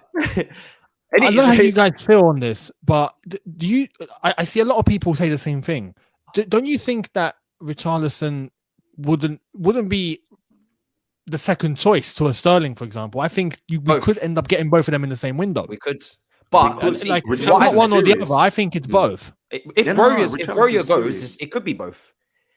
Because you could see Richarlison maybe playing at the top end of the forward line. The front three. So don't if you're watching this, do not go to F brief and look at his underlying, his percentile for anything, right? Because his pressures, tackles, interceptions, blocks, clearances, dribbles completed, and progressive carries are very high, and his assists. So his wingback attributes are incredible. And then his pass completion is absolutely horrendous. I saw some. His passing accuracy percentages are not that great, and when it comes to the opposition half, it actually even drops even further.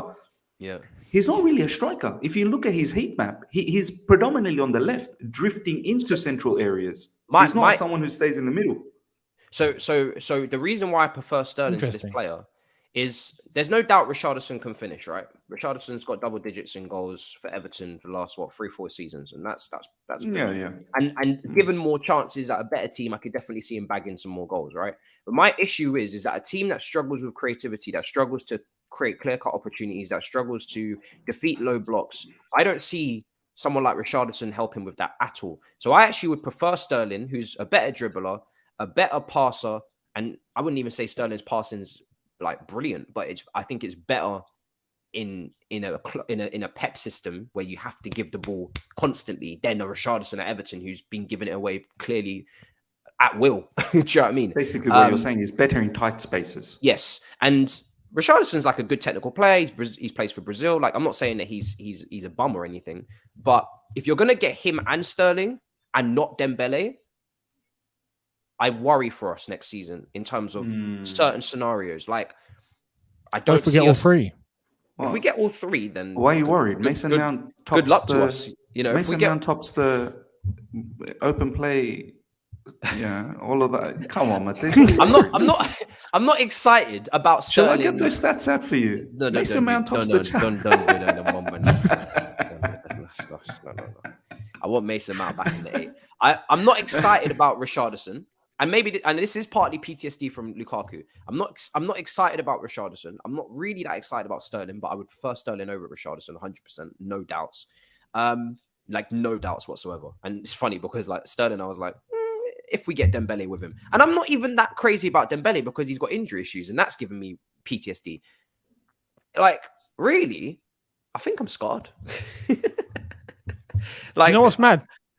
Talking about being scarred, yeah. I've literally just had a Man United friend of mine text me, go 100 million on Lukaku, then off out on loan for 8 million is shocking business. What do I say to him? Hey, tell him we're not paying his 325k for this season. Inter's bearing that. So how is that working? Because we're not paying it, which is brilliant news. Who's paying? Inter's not paying all that because they can't afford to. So no. He took 50% take up. He took 50%. Yeah. So he was that desperate. Inter's only paying him 8 million a season. But how does that like Euros? How does that Euros. go through as an official like thing? Because usually when you take a pay cut, you have to sign a new contract, and then your new wage is documented in that new contract. He didn't sign a new contract, bro. So he got scammed. So how did he take? Wouldn't there be a contract for the loan now? Wouldn't there be a contract how much he pays? There's there still would be, money. surely. There's still money left over that we would usually have to pay. Like Inter Milan can pay him the 100 in terms of the fee. No, in terms of like the wage. Like if Inter Milan agree that they're going to pay him 150k, that's cool. But where's the rest of the money? Like, did it just go like, you know, in that movie? What do you mean? Like he's agreed to take pay cut. Yeah, but where's the new contract then? Yeah, because I think this is part of the loan. This will be the part of the loan contract that he's willing to. But he's still got the Chelsea contract. Yeah, but the loan contract would override, would supersede it. Would supersede this. Override it. So when he comes with back, the agreement. So when his ass comes back to Cobham next summer, 325. He'll be back on 325k a week.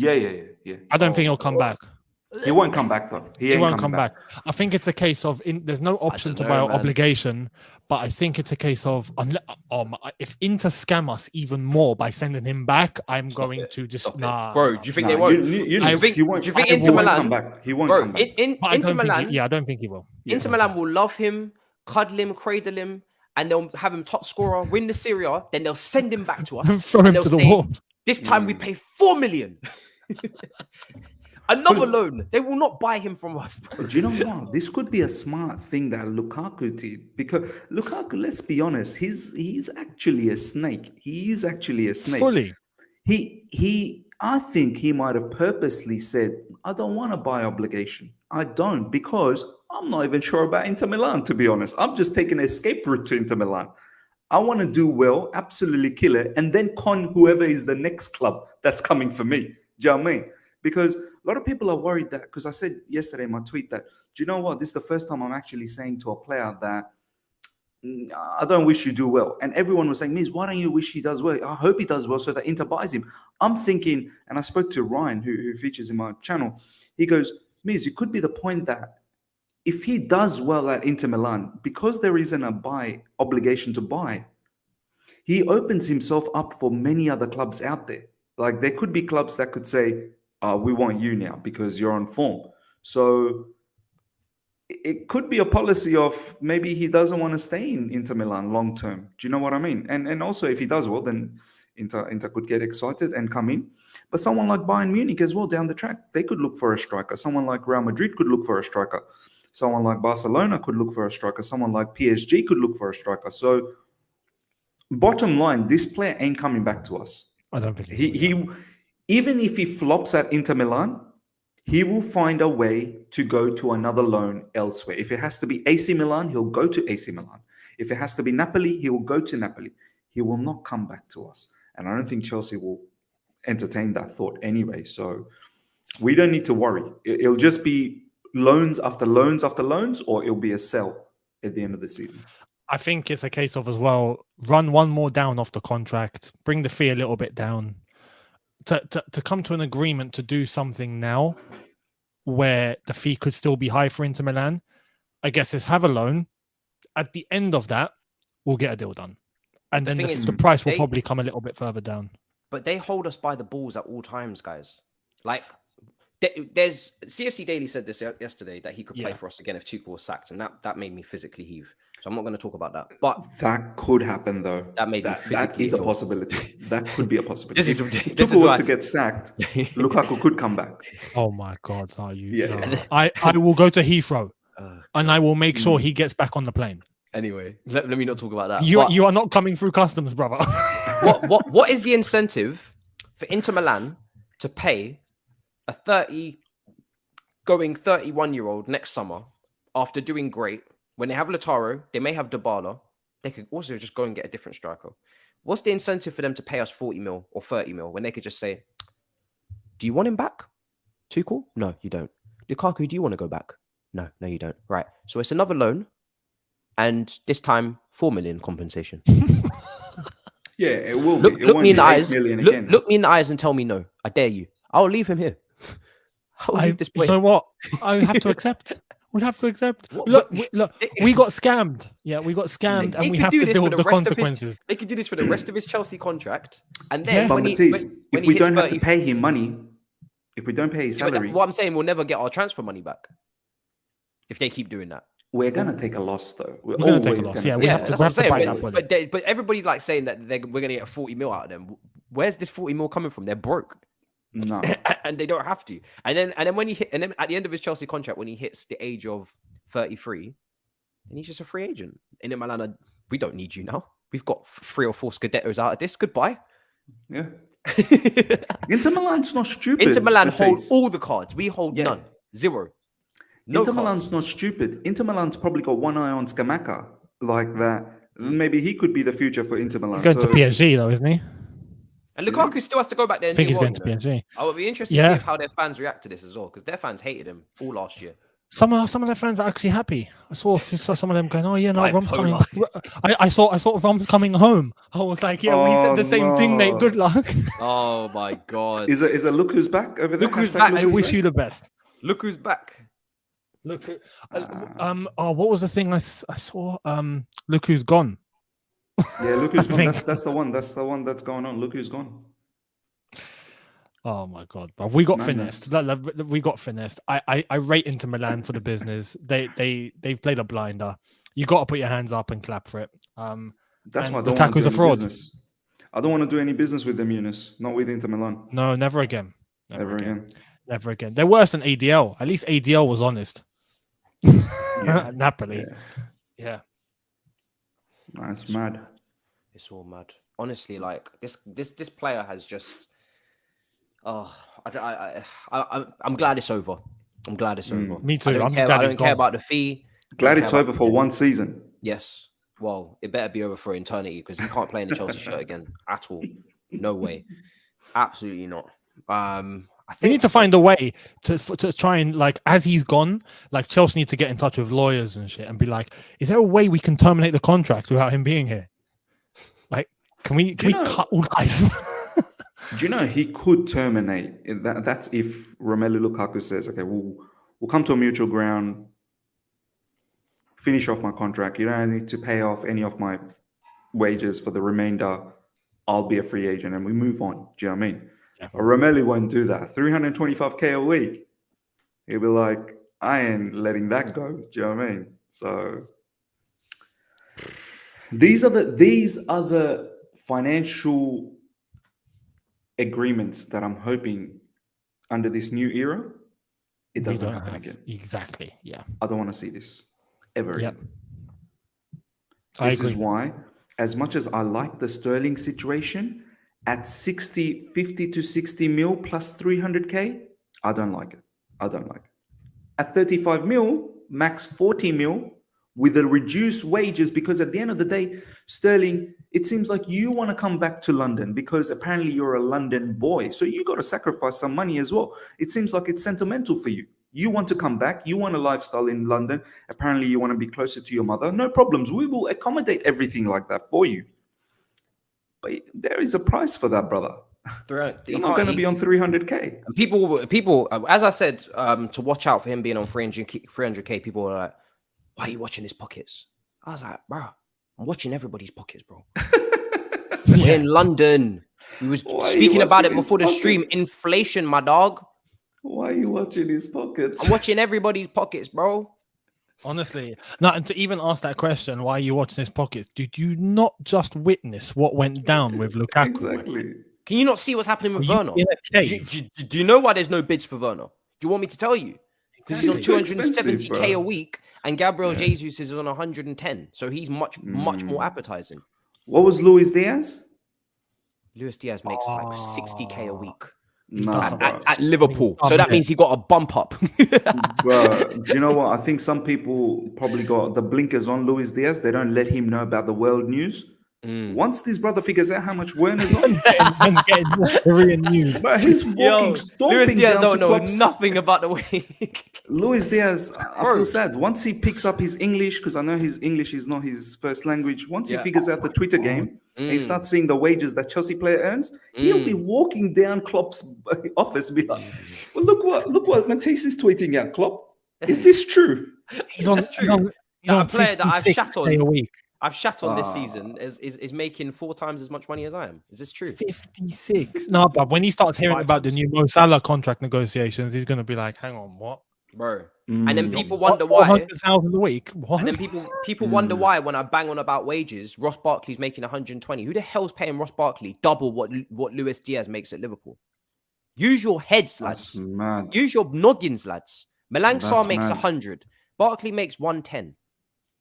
Loftus-Cheek's on 150. Drinkwater's on 100. 120. Yeah, Drinkwater's on 100. Baba Rahman's on 100. Oh my Bro, God. all of this has to fix up. They And have you to lot, fix this up. you lot think this is a joke? That needs to stop. It's not about Yeah. people say, oh, the wage bill, I don't know, we were second behind United, maybe we're third now behind City after Hairline.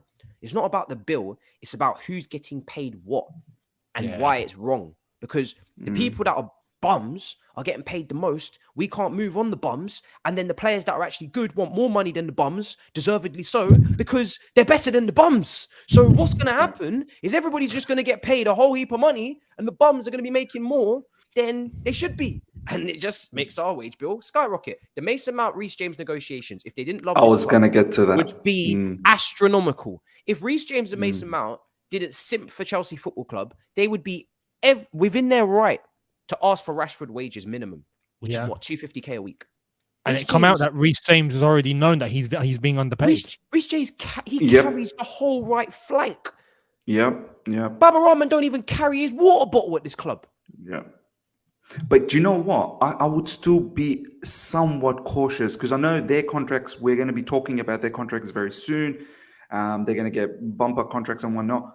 I hope Chelsea's sensible about this. I've got no issues if you want to make Reece James a very well-paid footballer. I've got no issues with that. But I think there needs to be some form of reasonability Telling them that we here fucked as up on well. the other negotiations.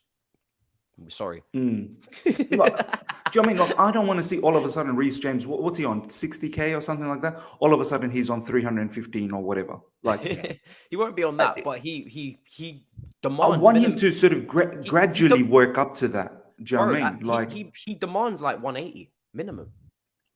think And that's that's- mad. I know it sounds mad, but he does. How much is Trent on?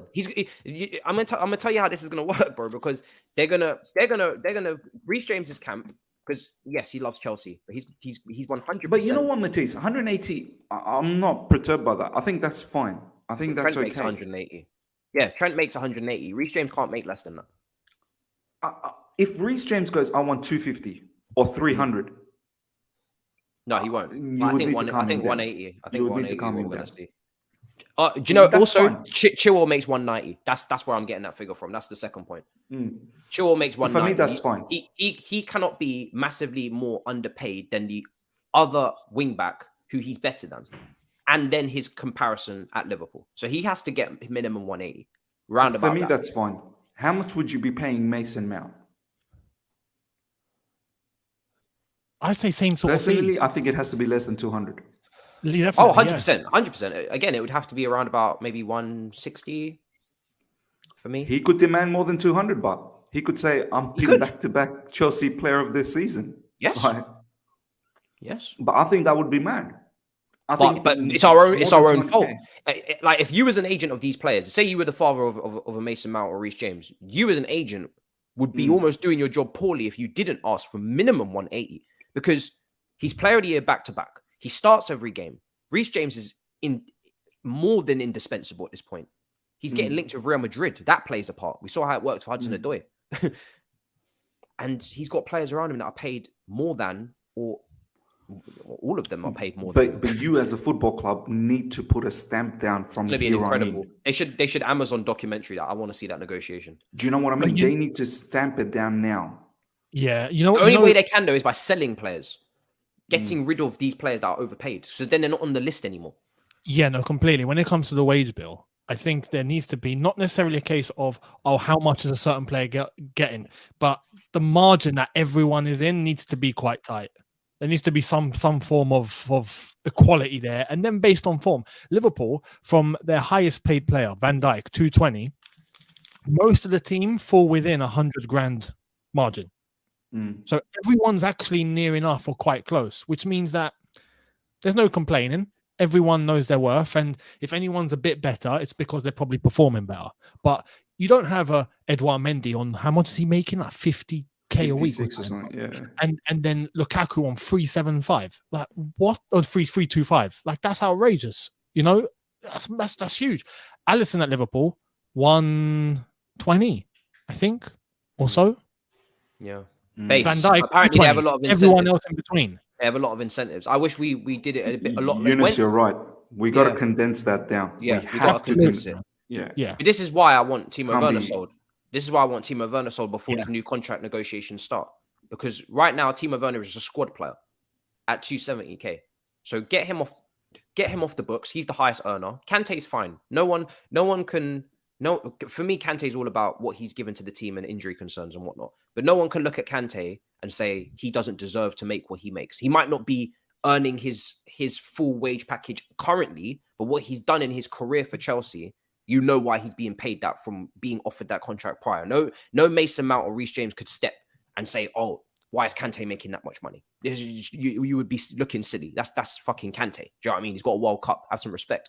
But Timo Werner, that's why, for me, he's got to go in this window, because we can't start a whole fresh new look of a wage bill with Timo Werner still caking in 270k a week. That doesn't make any sense. Do you know what I'm saying? He's making about 100k more than he should be right now, to be honest. Yeah. It's nuts. Yeah. If I'm being honest, he shouldn't be making what he's making. He's making about 100k too much. People are saying, oh, why are you watching this? We can't get rid of him for this reason. He's going to have to take Lukaku levels of wage drop at whatever club he joins. And Dortmund have just signed Sebastian Haller. Yeah, he's not going to Dortmund. No. The other thing I think could go down is he goes back to Leipzig and we get Nkunku. Leipzig that could possibly. Well, he's going to have to take. He's going to have to take a wage cut. He has to take a wage cut. I can't see him going to Leipzig. And I can't see unless he wants to go to Bundesliga. Where else would he go? I think I'm hoping for Bayern Munich as a Liverpool. Did you see my video that I made? Yeah, I saw that. That was good, bro. That was funny. Yeah. I feel I'm a Bayern Munich fan, and the other video hasn't come out yet on Alonso because the breaking news. You're a Barcelona fan as well now. I will be in a minute. I will be, and then I'll be a Lazio fan. All right. And so on. I've got a lot of fan bases to reach right now on YouTube. But that was probably Alonso, I'm going to be able to sell so well, right?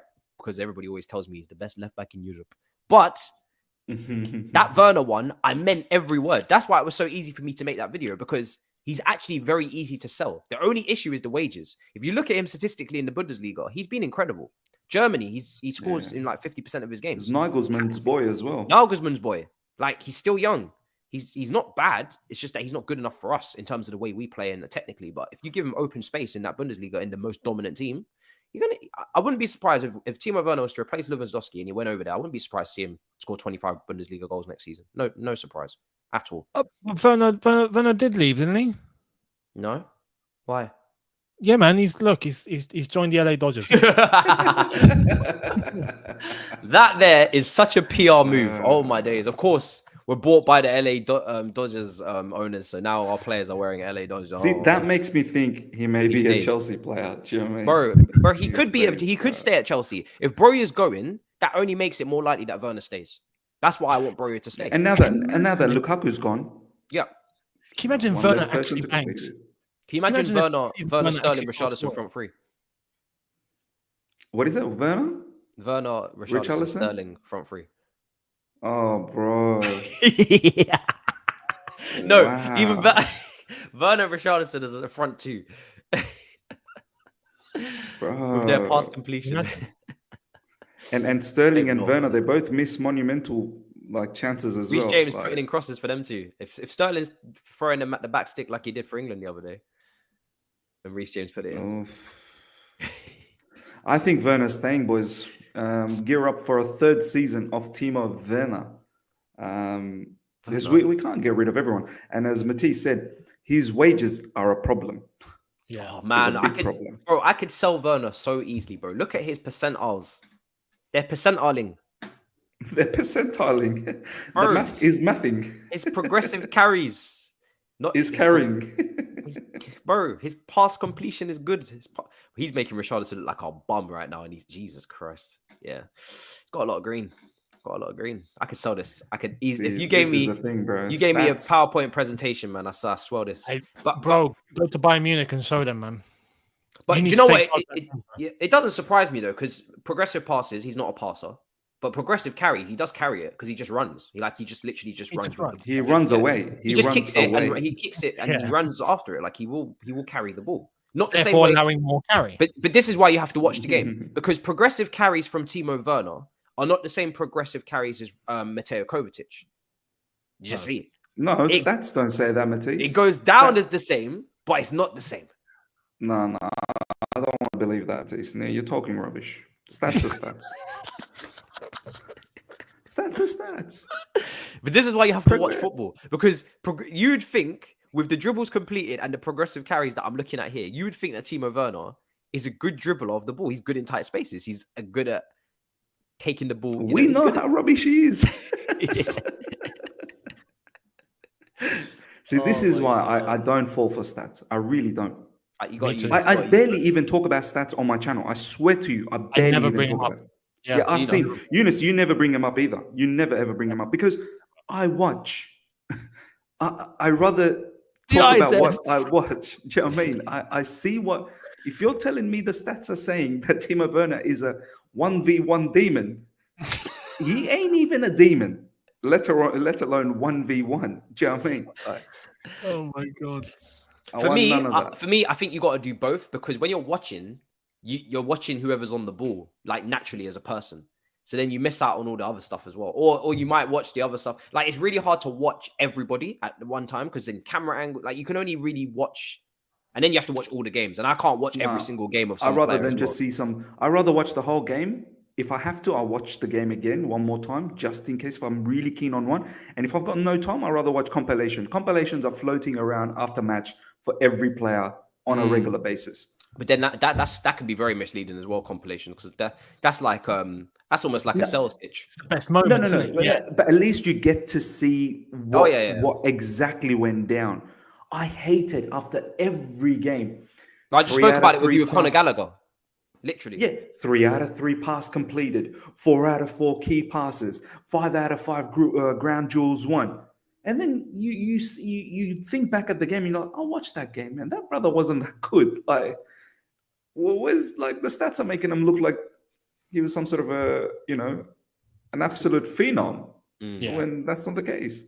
Yeah. This is why it's always key to end up, if you're watching a game, to focus on one player, which you can't do for all the players, which is why you understand why managers will end up watching a game, and then even during a game they'll pause and play and pause and play, and then they'll get to the end and then they'll restart it, and then they'll watch the game again and they'll pause and play, and they'll do that 6 or 7 times to prepare for one game. Like, there are managers that end up doing that because they have to see everything. And this is why managers can't be scouts. I can't believe you said that, Matisse. No, that's another strike for you. That's another strike for you, bro. You don't want to give Thomas Tuchel all the power. Naughty you. Naughty you. I mean, he has to have it now. We ain't got no damn director of football. So Bro, some of our fans, man, every time I say, I want Thomas Tuchel to be focused on managing and coaching because, brother, pressure's on next season. You got to get the best out of your attacking philosophy, which we haven't seen. If he's too busy finding out really Jonathan Klaus... He needs to work on that. But if he's busy watching 50 matches of Jonathan Klaus, well, as Younes said, who's preparing for Man City? Someone watch this footage of Pep Guardiola, please. Because Thomas Tuchel's busy watching Jonathan Klaus. Well, thankfully, our scouts have scouted. But you know, Tuchel, yeah, with the way his hair is organized, he could easily have no hair down the middle and just stuff on the sides by the end of his Chelsea tenure. If we don't protect him a little bit more. I wouldn't be surprised. I think he's back with his wife now, which is good news. I saw a report on that. Yeah, very happy for him. I'm very happy to hear that. But like he could easily just have like no hair down the middle and just like patches of hair on both sides, like a little scientist. We've got to see how long till he turns grey. Pep's bald, and he's very heavily involved in the recruitment. So is Ten Hag, heavily recruited. Like it's no coincidence. Klopp looks older. We need to protect our main asset. Yeah, we really do. So I agree with you, and it's true. He needs to. I want to see better attacking football next season. Like this season, you know, with Lukaku and everything that went down, and you know the fact that he didn't even buy Ziyech and he didn't buy all these guys. Fair enough, but next season, if he gets 3 attackers in, say he gets Dembele, Sterling, and Richarlison, and he bins off Werner, Ziyech, and someone else, bruh. Well, Lukaku is already binned off. Yeah, Lukaku, yeah. Bruh. Yes, I bet, bruh, we better see some Conte at home to Everton 5-0. I don't care if Richarlison can't pass, bro. You bought him. You make him pass. Do you know what I mean? Matisse, I'll say it right now. That first game, August 6th, versus Everton against Frank Lampard, away from home. Bro, if that's not a 3-pointer... game 1, that is a 3-pointer. I can't wait for Younes's video, man, because I know he loves that. I know he's gonna say that's a 3-pointer, but I so can see a draw. I want Richarlison to score against Everton for us, and that blue smoke in the background. I want it all. Bro, that better be 3 points. I'm telling you right now, that game better be 3 points. That shithousery that Richarlison does bring is something that would fit very nicely with us, but. Yeah. We lost it in Rudiger. We replaced it with Richarlison. Well, exactly. Yeah, there we are. We'll take it from defense and stick it up front. The key is to make sure that we're improving. You know, the season had so many circumstances that happened last year. It's just it's mad. You can't base everything on that because it was just everything went wrong. It's going to be key to make sure that we try and just compete, close the points, and keep it like that. You know, and then the cup runs, we'll see how far we go. But yeah. If we want to get crazy, we're winning the league. Yeah. And if you're winning the league, you better be picking up 3 points everywhere. And we're not winning the league, but but also, yes, we are. The point that you made about statistics is really important because even though I did read out Richarlison's statistics, I want to make it very clear he was in a struggling Everton team that were awful, right? So of course his passing completion is not going to be as high as Sterling because Sterling's in a ball dominant team. The attackers are a lot closer to him. It's easier to connect. Richarlison's probably isolated at times. These things obviously make a massive difference. Felix, his pass completion against Man United would have been horrendous because he was literally, was it Man United or was it, who did he play? Liverpool. I think it was Liverpool. And he just had no service whatsoever. Every single time he got the ball, he just had to run. It was like he was going for a marathon. And Griezmann was on the right flank doing the same marathon down the right wing back position. They were literally just like poles apart. So, of course, that is the context you got to watch. So if he does join, I do expect him to be a lot technically better for us than Werner.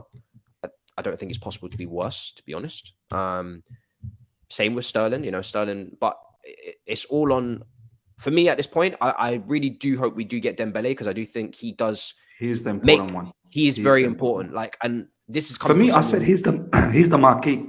Do you think so? Because he's the marquee. I just think to add that actual, especially if Ziyech is going. You've seen links with Ziyech to AC Milan. Yeah. I think that's happening as well. His boyfriend now is in Inter Milan. So yeah. Him and Lukaku, man, struck up the maddest. Milan days, Milan boys. Do you know what I mean? Yes, true. Oh shit! Now it makes Oh, sense. innit? It does make sense. I think it will happen. I think Ziyech will go there. As well. Ziyech- As soon as Ziyech, Lukaku was like, come off. living in Ziyech Milan was like, come together. off. Yeah. But you know what? Pogba- Ziyech Pogba's- rumors were there last season. So. Yeah, it was. But Pogba's also great friends with Lukaku, and he's going to Juventus. Oh, it's a big reunion over there. It's a big reunion. Yeah. It's all starting to make sense. But Ryan, one more thing that he said, which was really, really important.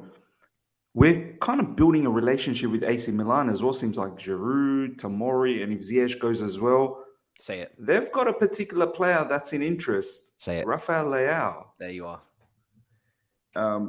Man City. We need to conversate. We need to have a conversation. We need the math to be mathing, as Matisse would say. Do you know what I mean? We're giving you players. Rafael Leao. I think they're trying to strengthen. They're trying to go for another Scudetto. I don't think they. No. Next season, I want a player. As we talked about Sterling, maybe on the down. I want a player that's on the up, and Rafael Leao is. Let's get in on this particular player before all the other clubs do. You know, Man City he could be there. I think Man City. Of course, Man City replace Sterling with him. I don't think we haven't been linked to him. I don't think we'll go for him. To be honest. I think he'll end up. Why is Man City ahead of us on everything? Why? Leave some of the players for us. We're taking their players, isn't it? Yeah. We're taking Sterling, man. Yeah. I wish we took Jesus as well. That would have been nice. You might be taking Ake too. No. If we sign Ake, now you're gonna see me be like, okay. But Thomas a big fan, No big fan, nothing. No more big fan. No, like seriously, there's a big fan in the ceiling. We did not just lose Rudiger and replace him with Ake. Do not piss me off. No. Do you know what the first question I ask every time we get linked to a player now, boys? Is Thomas big fan? Is Thomas big fan? No, do you know who I would have taken from Man City who's leaving? Not even Jesus. I like Jesus, but he's not someone I would die for. Bernardo Silva. I would. He wants to go back to Spain, man. What's up with this guy, bro? Barcelona, man. Bro. I will move heaven and hell for this guy. Weather. I heard the weather is an issue for him. Like he doesn't like the English weather. I mean, I don't like it either. At that point, I wish him the best in his future endeavors. Yeah, fair enough. Weather's not changing here. Let me tell you. Yeah, fair enough. Understand. Bernardo, enjoy, bro. The Catalonia, enjoy the beaches. Player, man. Bernardo Silva, absolutely enjoy. Bernardo's perfect for that. And you know what's perfect about Bernardo is he actually fits the system. He's not a winger being forced to play as an inside 10. He's actually an inside 10. Like he actually fits into our formation. If you want to play these tucked in inside. Bernardo Silva could possibly play with Alonso. You need to think twice, Bernardo. You could be playing with Marcos Alonso on the left side. Sure, no, he'll go on the right, replace Dembele. He'll be fine. I don't know who plays at right back. I don't know who plays at right back for them. It'll be Azpilicueta. Aspi and Bernardo. Yeah, but Bernardo, my only thing is with us with this whole like inside 10 thing is why are we going for wingers if we want to play inside 10s? Why don't we go for Bernardo? Well, obviously we're not going to get Bernardo Silva, but maybe we change it up. Maybe it's going to be 4-2-3-1. Who knows? Yeah, not that Tino Andrin's ready, but Tino Andrin's an inside 10. Musiala at Bayern, who we let go at 15, inside 10. Why don't we go for inside 10s? No one ever talks about Musiala like he was never an academy player. Yeah, Musiala turned into Why? quite a decent player, man. Yeah, German. Is that why? Because his background is German. Because he's not English. Is that why? Now be honest, boys. Because I need honesty here. I only want the honest stuff here. Is it because he's German? So in Cobham, if you don't have an English passport, you are not really Cobham. I see why the Christensen thing makes sense now. Ampadu's Welsh, Billy Gilmore's Scottish. Ampadu. Broja, Albanian. Yeah. I never thought of Albanian. Bro, I'm not gonna lie. You know when them trolls on Twitter that we don't really have to take seriously, but when they talk about English bias, they ain't really lying. Like there is an affiliation with, he's English and he's from Cobham, so oh my god, just way more love gets shown. You can see it. You can see it in the underlying statistics. It's there. If you look at expected propagandas, You can see it. Expected. If you look at progressive posts, Expected propaganda. Expected- XP. yeah. If you look at progressive posts, PP. Progressive post.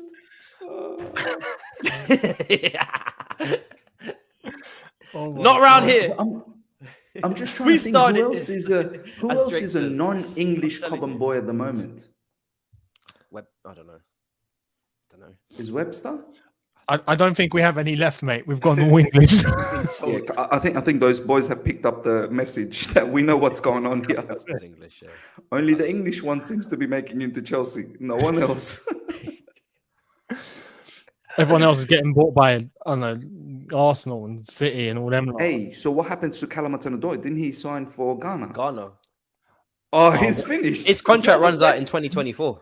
So. Oh, but Callum. he's already, he already made it to the first team squad, so he's Yeah, alright. true. He already played for England. He Yeah. did the dirty. He did the trick. He actually handed in he a whole played- last transfer request. It's mad. No. He Way played back the when. trick. He said, "Look, I got the English passport. I got the I'm English English. passport." I'm And then he got Watched in. his hand. He's like, Watched his I am hand. Ghanaian. Ghanaian there. Better this on. You got to trick him. You got to distract him. Don't make it easy. You gotta have for two them, you know? passports, boys. You gotta Exactly. have two You gotta be- passports. you've gotta be Amanda clever. Broja is stupid. He should have had the English one as well. I've only got one Should've. passport. I should have had an Irish one, but I've still only got the English one out of fear. Oh, don't worry, you'll make it through Cobham. It's all right. Yet to be invited to Cobham, but hopefully one day. Younes, have you still got the You don't have the Algerian passport. Oh, mate, I'm well covered on all fronts. Mad. All right. I'm English. What do you want about? Oh my I'm not. Here's the Algerian one. Oh my god, honestly. Jesus Christ. No visas for me. That's beautiful. But to counter you, Miz, Declan Rice would come in as a starter, whereas Dijon Sterling is, squad depth, and Broja's squad do we depth. have another layer? Is there maybe? I don't want to go there. Is there a color layer as well, Matisse? No, can't be. Can't be. Nope.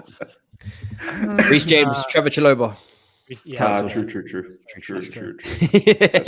gonna say Let's not go Nketiah. there. No, Let's no, not go there. Chalobah. Let's not go there. Nketiah, who we got a new contract for at Arsenal. Congratulations. That's what I'm saying. 5-year contracts, 100k a week. I hope, and the number 14. Yeah. And the That's number big, 14. I have to say, he did play like Thierry Henry against us. He did. He was Thierry Henry against Yeah. us. He Just was. Well, us. after the first, how many goals we let him score? 2. After we let him score the 1st goal. I Jesus. couldn't he score for an was- entire season. No. 2 goals against God Chelsea. forbid. New God contract. forbid he mate. actually scores before that. But then I think they was playing Lacazette, isn't it? So yeah. Hmm. God Lord. Well, the one thing that comes to close up as a positive for Sterling is Hazard did one time mock the way he runs with his shaky bum thing. So at least we'll be replacing Hazard's bum run, I guess. Mhm. Will be. I mean, well, yeah. Do you remember when Hazard took the mick? Remember out? Hazard was, Hazard was, yeah. Yeah. Now we actually get to see it in living color. Exactly. So- It's beautiful. Can't wait for Absolutely Sterling. tremendous. But yeah, I think we've spoken We about got to bring. absolutely We got to everything. bring Hazard to the bridge for Sterling's first game just to see his reaction. Like, he's here. Oh, God forbid. Oh, Has Hazard come back to watch Chelsea since he's left? Like, has he come to Stamford Bridge? Oh yeah, you know- for Real Madrid when we knocked him out. And Oh he no, smiled. like just random to As a come guest, and I watch don't Chelsea. think as a guest. No, I don't No, think as a not guest. random. Not random. No. No. Mad. Well, we're going to wrap up. It's been a hilarious episode. We've got a lot of things off our chests. That had to be said. And I'm just glad to see new board of directors, new hierarchy. Thought we'd have to wait until the end of August, but we've had to wait until the end of June instead. And last week we were hoping that this time next week things would be in motion, and they are very much in motion. Like, I don't expect us to be slow in the market with Todd in charge. I think Todd's inexperience in football will actually serve us well, and he will just, yes, deal, done. Beat that guy. Do you know what I That mean? guy. Whereas Marina almost knew too much, and it was her downfall in the end, where she just over negotiated at times and didn't actually want to get certain things done, maybe. But not when it came not when it came to wages and agents with wages. Chilwell, 190, yes. It was actually going to give you 250. Marina over negotiates so much to the point where it's like, hang on, deadline day's finished. she over negotiated on the transfers and she under negotiated on the wage bill, because the wages there was no negotiation going on there for the wages.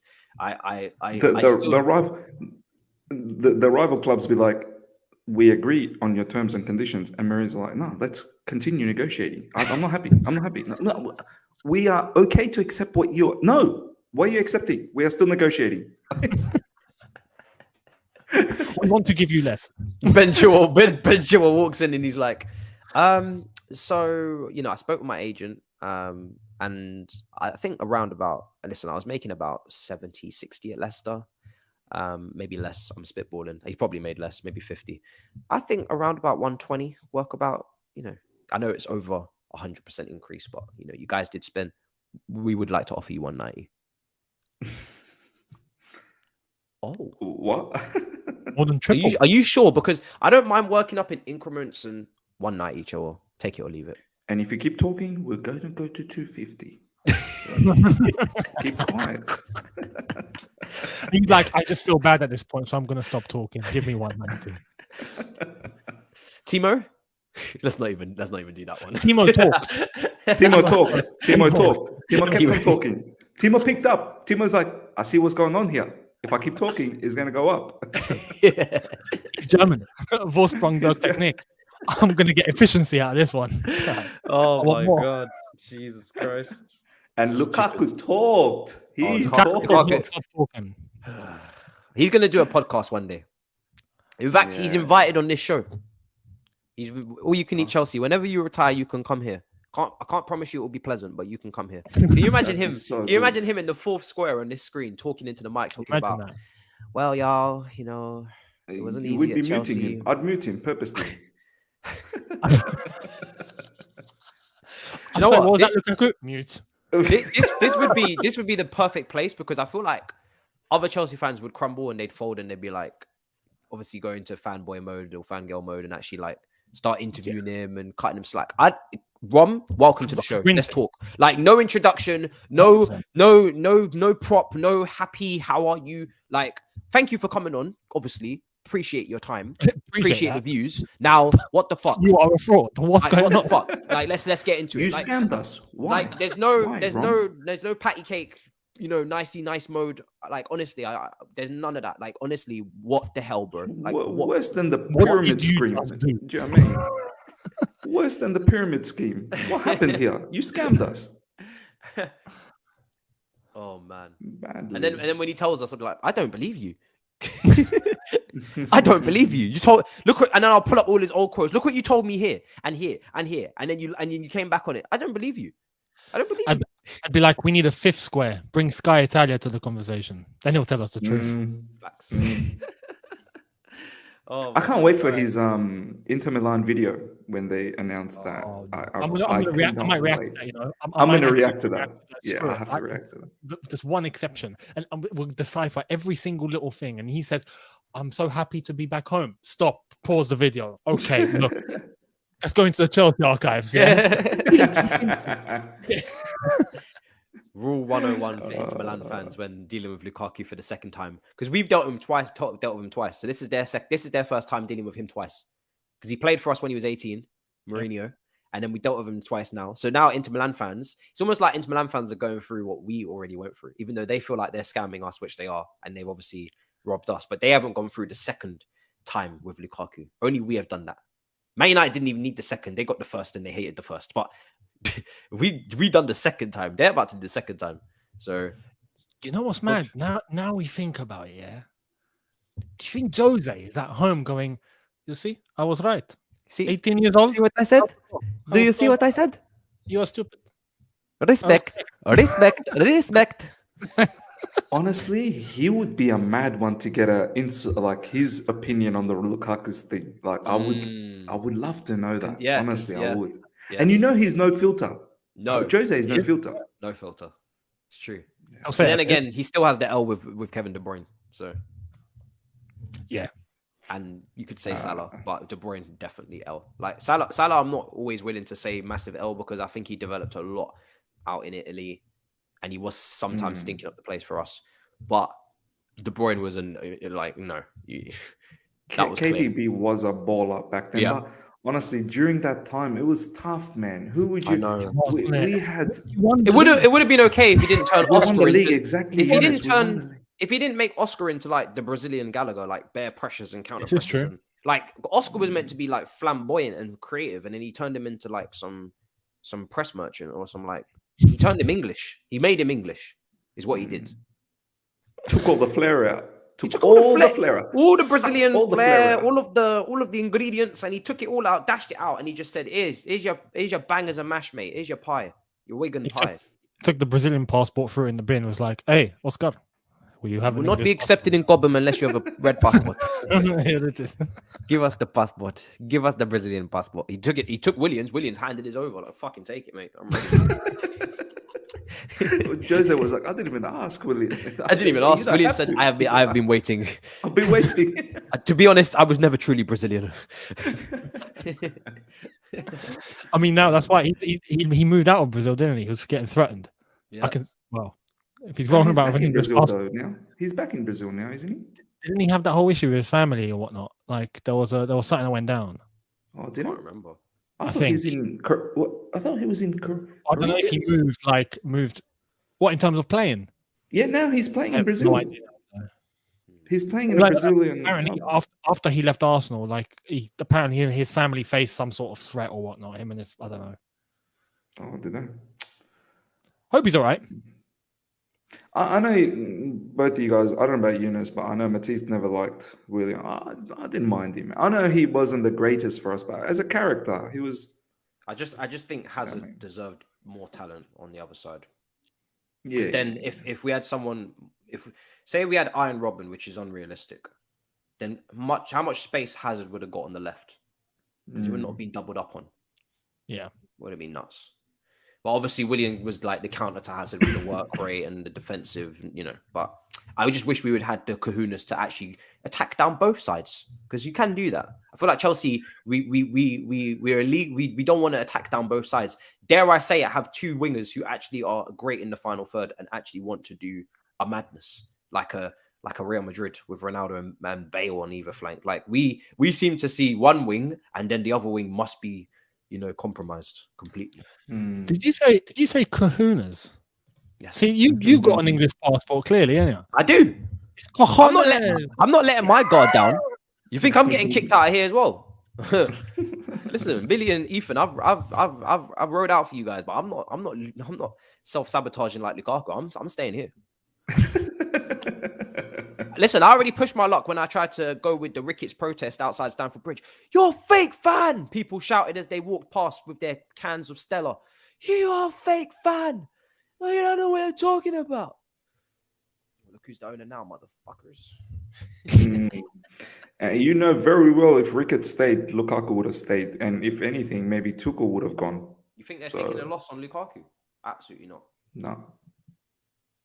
Oh, to think it would have been mad. It would have been mad. Not even picture that, man. Horrendous. It would have been awful. Oh, Miz, let them know where to find you before I get into that. Yeah, bro. What a good episode. We've talked about so many things. Hope you guys have really enjoyed every bit of that. Yeah, find me on the other side of the coin. What, maybe 200 away from 13,000. So let's get to 13,000. And yeah, let's see what happens moving forward. Hopefully some big transfer news coming up now that Lukaku's done. So exciting times. Definitely. Hopefully a lot of business now, a lot of transfer videos coming up. Younes, let them know, bro. Pleasure as always. Absolutely, lads. Was a good one. Yeah, all the latest and my opinions on what's going on, not just for Chelsea, but for elsewhere, and any big news that pops up. Younes talks football. So yeah, daily. There we go. And guys, for me, smash up the icons, of course. Man, still battling the flowers and the hay fever and that. So we went double upload with the breaking news today. We single, and then maybe we go back to double. I don't know. It depends on the news, but I'm gonna continue my series with other fanboying other clubs and trying to sell our players, because I still believe that the outgoings are huge. And I think my Werner propaganda video went quite well, to be honest. I think I made some stellar points, and it's gonna be hard to top that. I'm gonna have to do a lot of research, but best believe I'm coming back with another video, maybe tomorrow, supporting Barcelona with Alonso, I think, or maybe someone else, maybe Lazio, maybe Kepa, I don't know, but it's coming. So stay tuned for that. And yeah, big up your damn selves. See you on Twitch as well. In a bit, people. Peace.